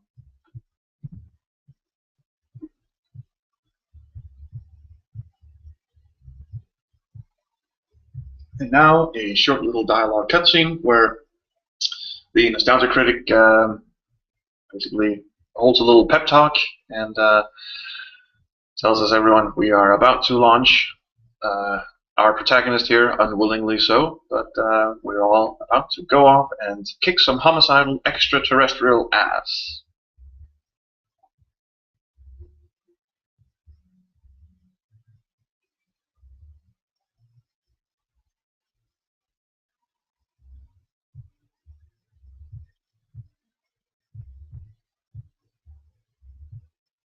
Sweet, juicy ass-kicking vengeance.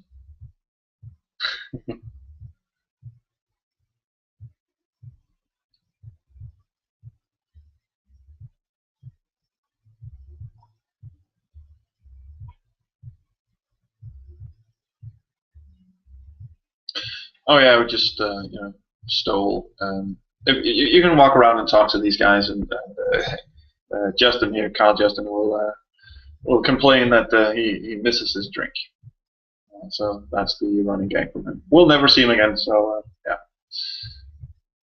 So now we head into space.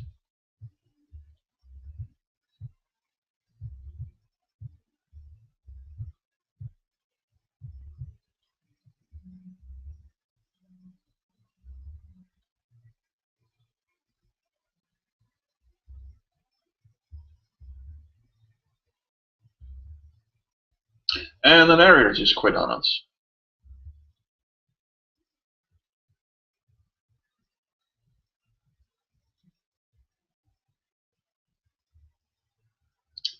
Right, so now we're aboard the spaceship. Just gonna save our game here. This is just a short little transition scene, but I am saving my game here because you can actually go through the entire game up until the end game, and there's an object in here that if you don't pick that up, the end game is not going to be what you think it is. You're supposed to rummage through this pink little trash can and pick up your magic lamp again. And it doesn't seem that consequential while you're down here looking around, but trust me, it will come in handy later.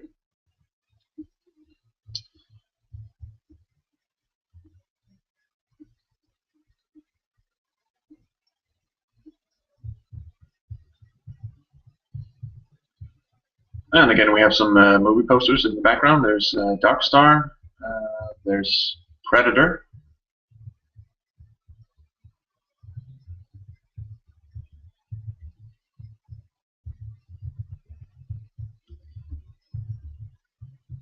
What the hell is that one? Oh, it's Spaceballs. Nice. One of my favorite movies.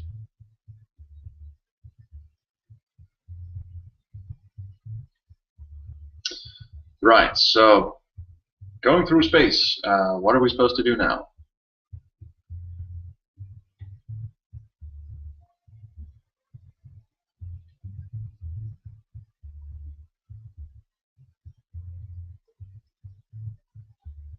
So we're supposed to find the coordinates for the space station, or the hate station, the space station of hate. And this is actually one of those, I suppose, really simple little puzzles where you check one readout and then you punch in the coordinates into another one.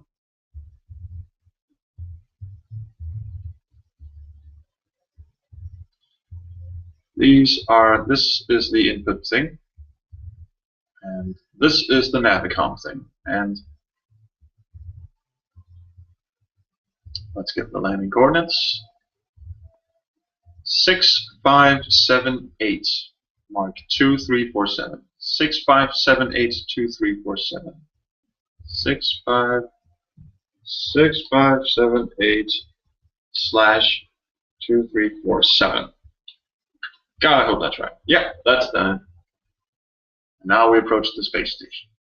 And this is actually one of the only times, someone give me a hug, one of the only times where I actually did a bit of extraneous animation. Look at that space station. This thing will go away pretty quickly, but as you can see, there was a bunch of different objects from different sci-fi movies on that screen. The space station from 2001. I think R2-D2 was in there somewhere as well. And now we're on the space station of hate. Just going to save my game yet again.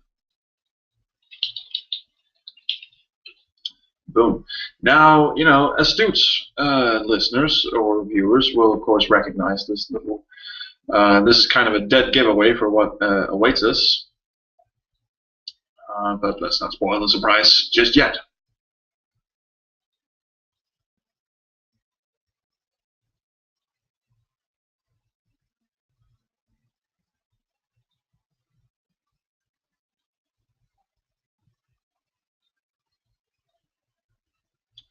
And you'll also see the little figure here is actually also embossed on the wall itself.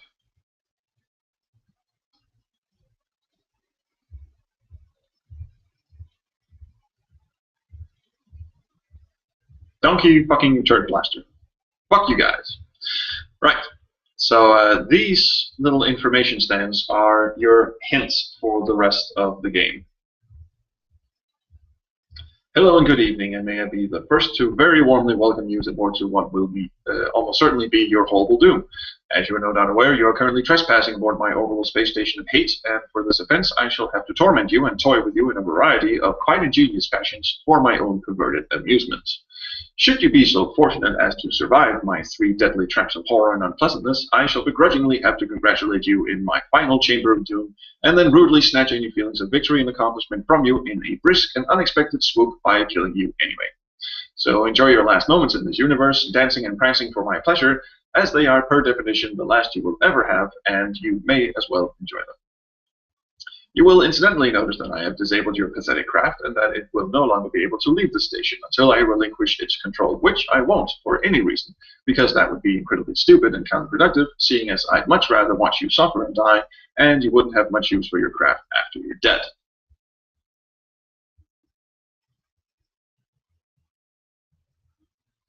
So, welcome to the end game. Again, this is one of those tried and true adventure game tropes where you're basically faced with a 3 trials kind of affair. We're aboard this dude's orbital space station. You might recognize this door if you've ever played a 3D game, or if you know your 3D game history. This is, of course, one of the doors from Doom. That's the door from Doom. Everyone knows that.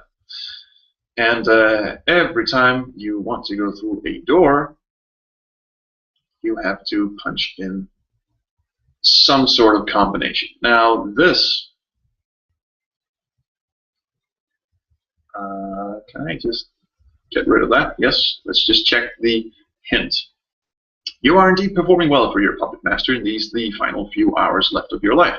What pride you must feel that your final breath will be shed for the amusement of your disinterested but spiteful overlord, which would be me, and you have no choice but to overcome my absurdly specific tasks by taxing that pitifully undersized gray bag of dull synapses resting in that thick skull of yours, which would be your brain.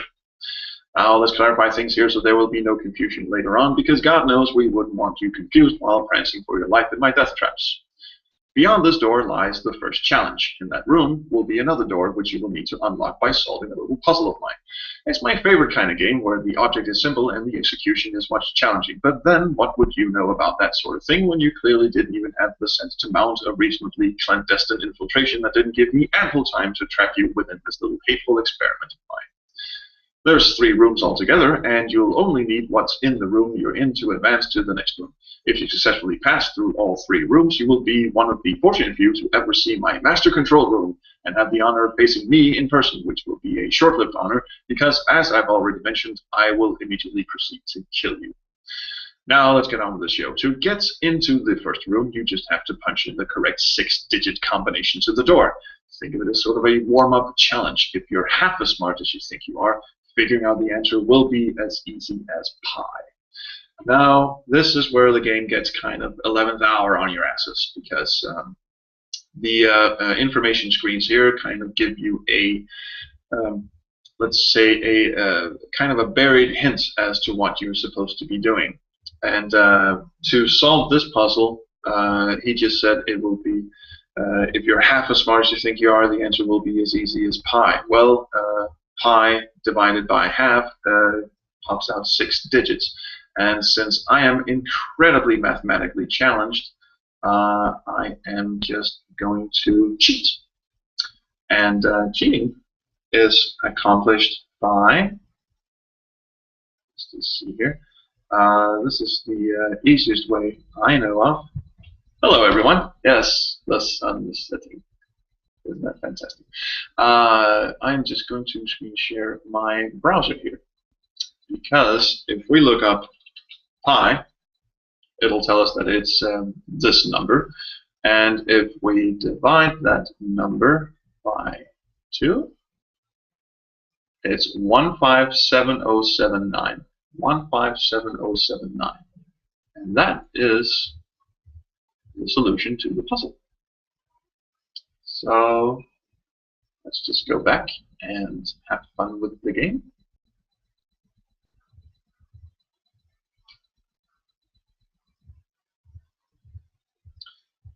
157079.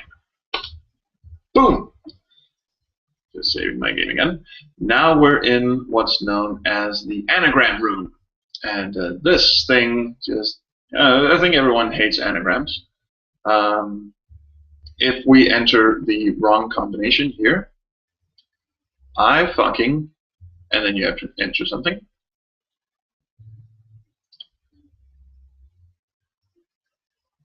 Welcome to the first challenge, person who will soon meet his horrible doom. We're going to start you off easy and gradually work our way up to downright mischievous, because that's the way I roll, and I'd like to see you get at least halfway before I start trying to kill you for real. All you got to do is type in the correct phrase on the computer over there, and the door will open. Of course, you don't get the answer wrong more than twice. That is to say, if you fuck it up 3 times, I shall have to introduce some sort of punishing element, and in this case, I think I'll go with cyanide gas. Yes, a room flooded with cyanide gas if you get the answer wrong 3 times. That seems fair, doesn't it? You're probably wondering what I want you to type in, and this being the first challenge and all, I've even given you a fair amount of help by giving you the first half of the sentence. Now, to figure out what the other half is, you may have to ponder the opposite of a naval orgasms, or the opposite of naval orgasms. Now, up to the puppet. Now, of course, everyone that I know who's played this game just went, naval what? But he did say that it's the half of the sentence, and the first half is I fucking. Naval orgasms is an anagram for anagrams. Actually, it's actually the anagram is a naval orgasm is an anagram for love anagrams, but he did say the opposite of it, which is to hate anagrams. So that unlocks the door. And I'm just going to save again, because no one likes a quitter. Oh, dearie, dearie me. It seems you have gotten through my little anagram puzzle. I'll confess to personally hating overly pretentious puzzles like that. Why did you put it in then? But seeing as this is my space station of hates, not my space station of fluffy cuteness and cuddles all around, I thought it was rather fitting. I hope you enjoyed it as well, though I don't really care if you didn't. But there is no rest for the weary, and even if you should be getting weary at this point, I have no intention of letting you off this easily. Before you is a tile floor with 6 squares down and 6 squares across. I hope you're still with me at this point, because it only gets more complicated now. In fact, you'd better get a pen and paper out if you thought far enough ahead to bring such devices. See, you can only follow a very strict path through the tile floor, and should you step onto the wrong tile, you will be electrocuted quite severely. I doubt you could survive even the wallop jolt of these babies, because I've hardwired them into the station's primary engine coupling, and that thing packs a tremendous wallop. Now, just to make things more interesting, I've left you a note detailing how to get across the floor. Sorry. Of course, it's front to back and right to left, but without that, it just wouldn't be fun, would it? Now, the hints here, of course, is it's front to back and right to left. There are some numbers written on this note here, which, if you read them backwards, they actually tell you which tiles are safe to step on.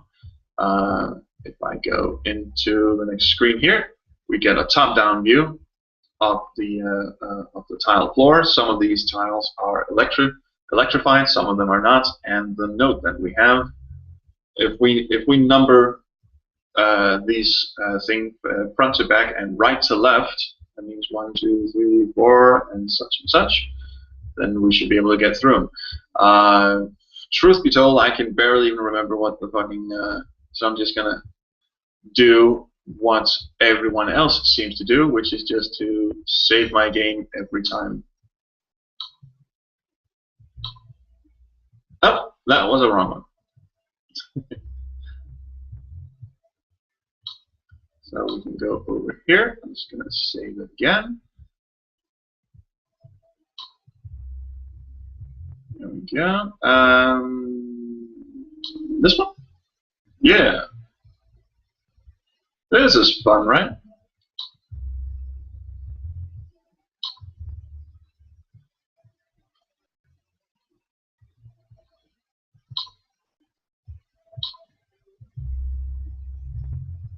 I'm pretty sure I can just keep going left, but I'm not sure. No, I couldn't.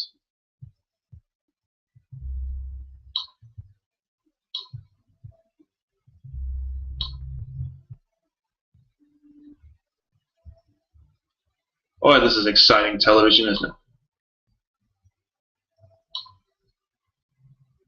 And there you go. Oh, that was fun.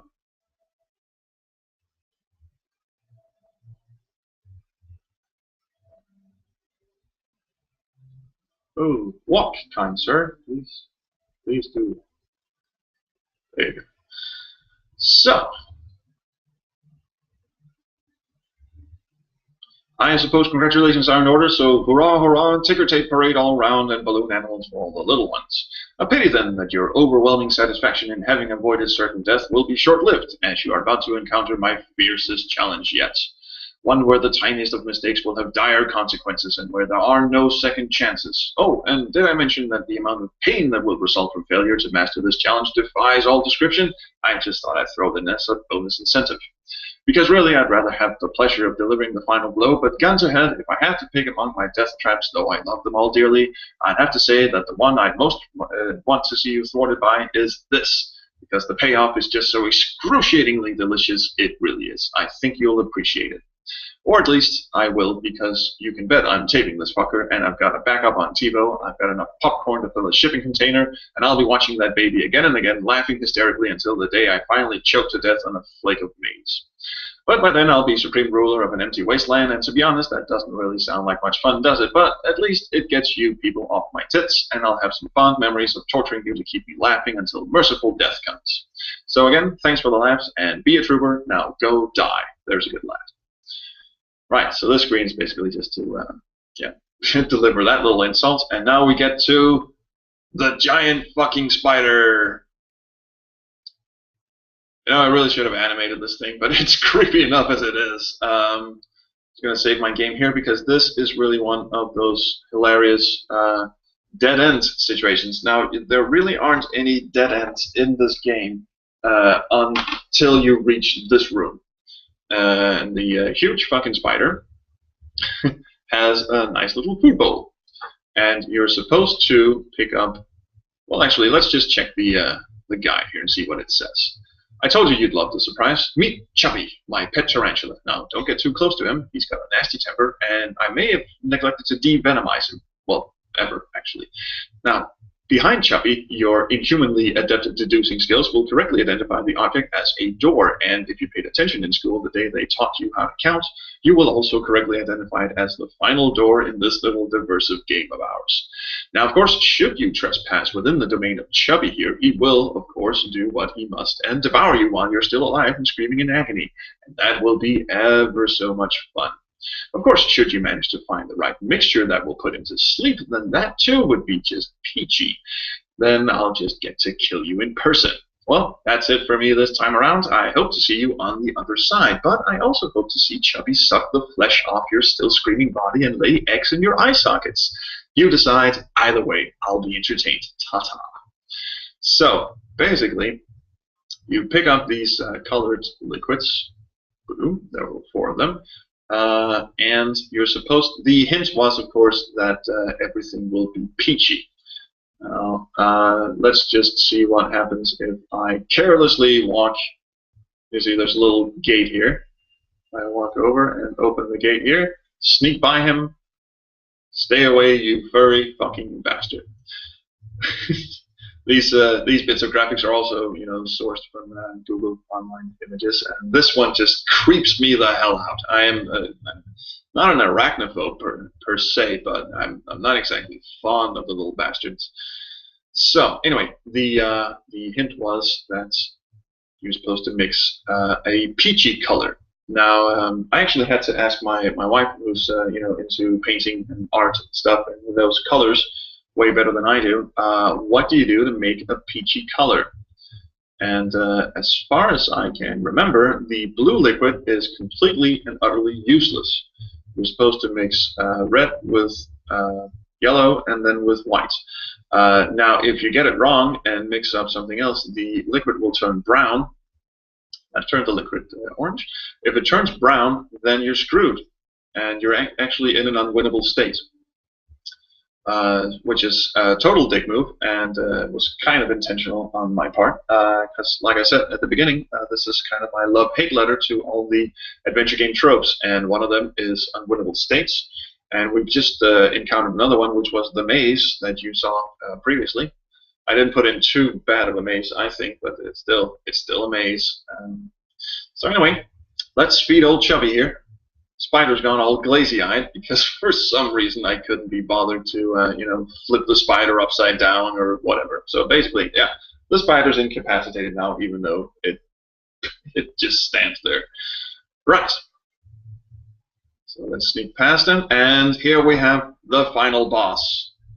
Of course, those of you who were paying any attention to the graphics and who have seen this guy before, this is, of course, Mr. Yahtzee Croshaw, or Ben Croshaw, or whatever. He is Yahtzee. He's from Zero Punctuation, and he is also one of my favorite online reviewers, and he is, of course, righteously cynical bastard, and that's why he is the final boss of the game.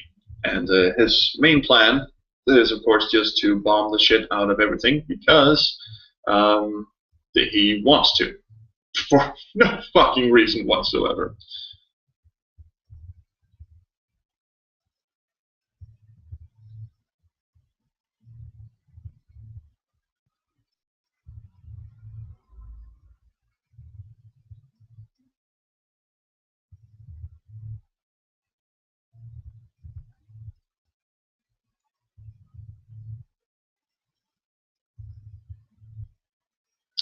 And this is kind of where we tie together the whole point of the game, which was to make fun of myself and fan fiction, and just to basically remind everyone that it's all in good fun.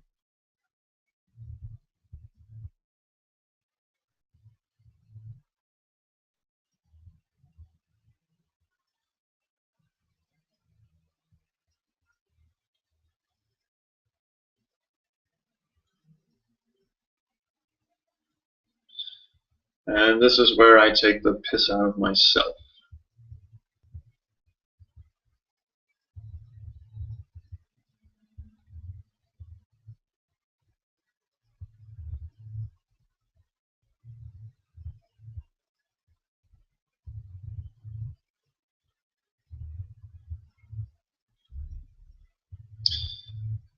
You've written yourself into this piece of horrible, self-serving fantasy as the hero of the day, joyfully cavorting about with your favorite online celebrities, hoping to somehow emerge as the victorious hero. Not even digging through the darkest, toe-cringing depths of an 8-year-old Star Trek fan fiction's library could rival the putrid, unimaginative shit you've concocted here. That is basically the point of my appearance in this game, although you had to traipse through the entire fucking game to get to this point. These people are nothing more than the depraved imaginations of some lonely-ass fanboy who has no better use of his time than to dream up stupid shit like this. I think the tension in this room just turned downright ugly.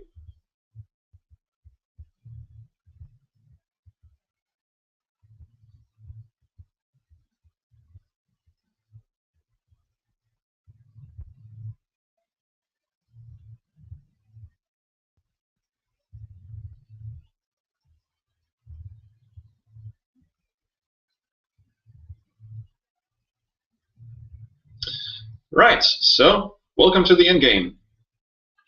I'm just going to save my game here because, of course, we want to complete the game. We want to complete it in a timely fashion. Of course, there's no timer running down here,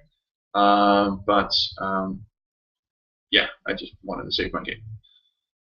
We've got some Dark Troopers here from Dark Forces. We've got Bob-ombs. We've got his little control panel here, and these guys are completely fucking useless.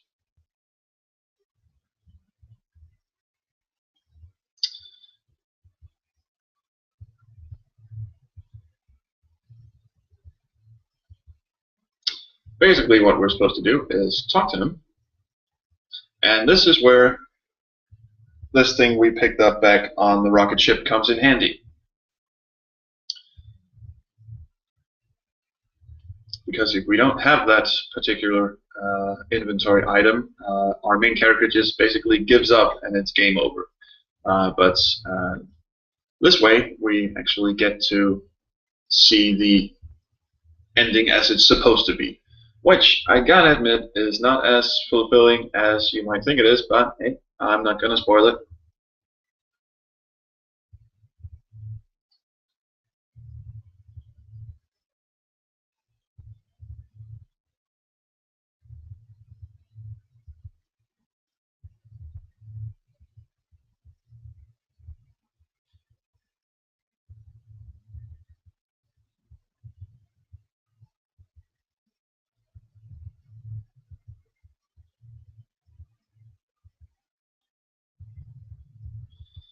Alright, that didn't go so well.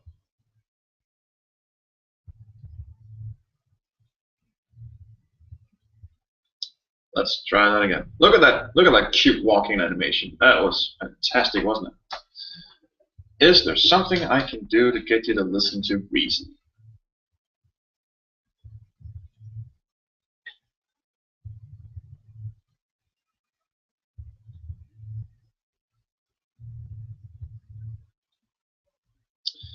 How about we sing you a happy tune? We ever played Day of the Tentacle? That's, yeah. Anger management therapy. Could you take turns hugging until it calmed your ass down? How about a bribe? Of course, we're supposed to offer him a bribe. Now, remember all that stuff about the magic lamp being fueled by Satan.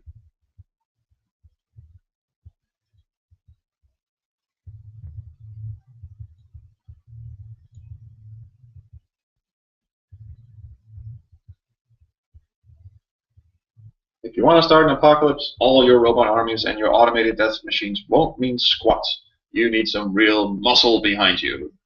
Of course, we're talking about Satan here.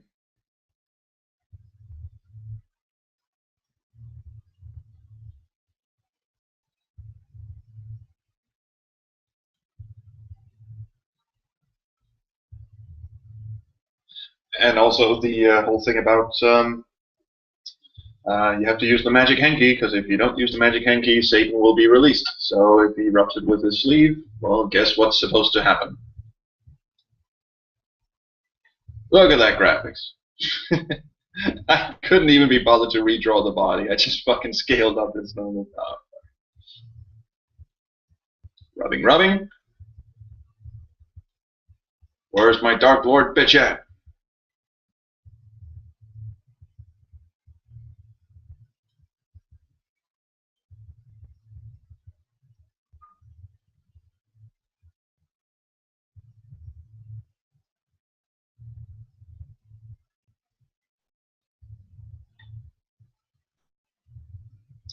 I'm actually not sure what happens. I think no matter what I choose, the end game just happens. And like you saw, rubbing it with your sleeve actually did nothing.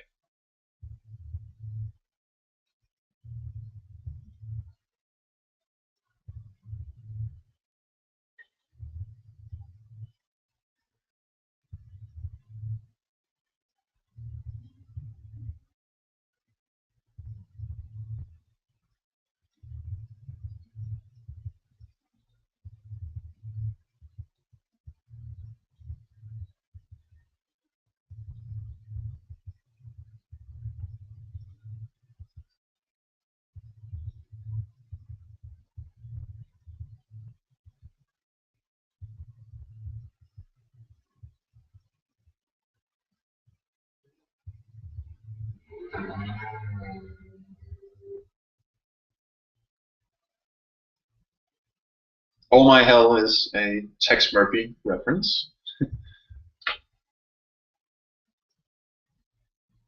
Couple more selfies.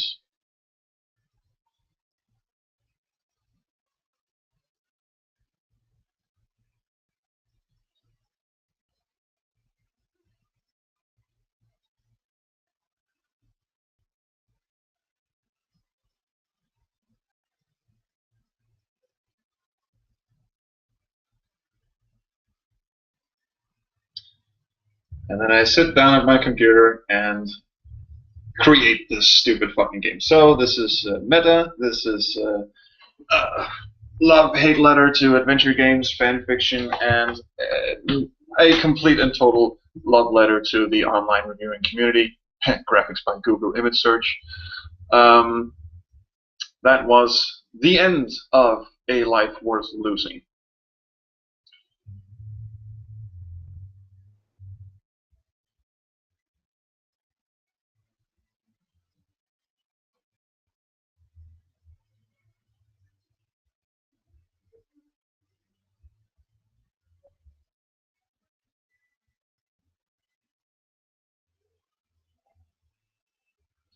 Now you don't even have to play the game. You just watch this video. So either way, even if you didn't pay money for it, I'd say you're still kind of screwed. But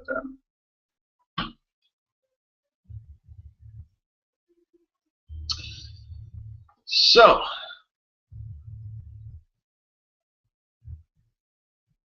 well, that was fun, wasn't it? Hello. Yes, my living room is now very much darker than it was when we started. So if you've actually watched this video so far, I can see in my Hangout window that I've got exactly one viewer. Hi, viewer. How you doing? Thank you for watching, whoever you are. And thank you to everyone else who's watching this after the fact. This has been a live playthrough of my incredibly stupid adventure game, as you just saw. And if you, for some reason, feel like watching this or playing this on your own, you can do so. The URL that you just saw in the end credits doesn't actually work. alifeworthlosing.com does not actually work.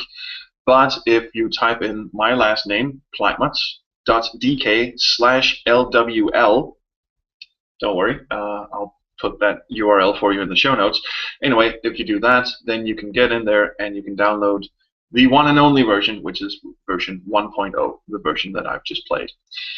So happy trails, and thank you for watching, and my apologies to every likeness I've used in the video: Spoony, LordKat, Nostalgia Critic, Angry Video Game Nerd, Benzaie, everyone else.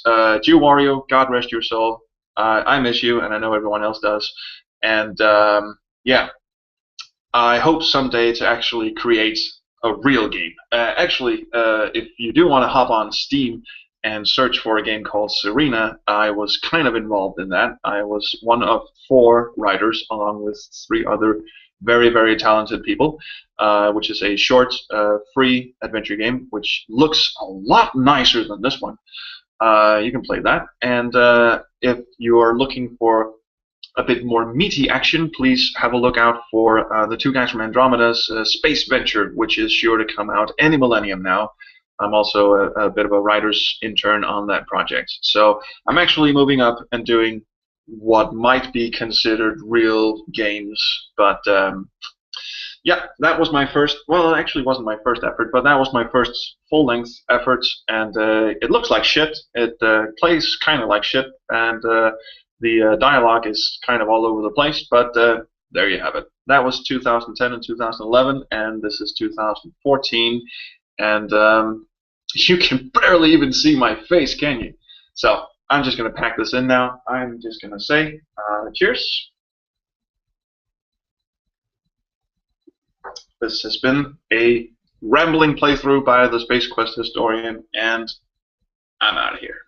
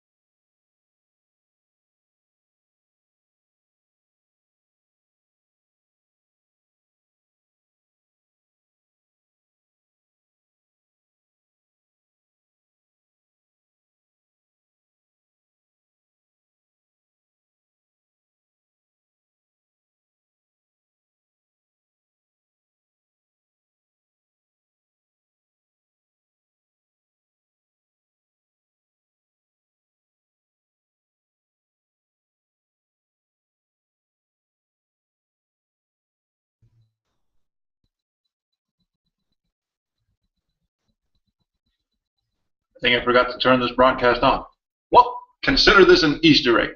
Hi, Kevin. I just found out that you are my only viewer, and you're still watching. What the hell are you doing? Thanks for watching, man. Great to have you. So, as an Easter egg, I am now going to reveal that I am not wearing pants. No, just kidding. I'm not going to do that. I am, however, going to stop the broadcast. So, again, cheers, and I'll see you around the Chrono stream, dudes.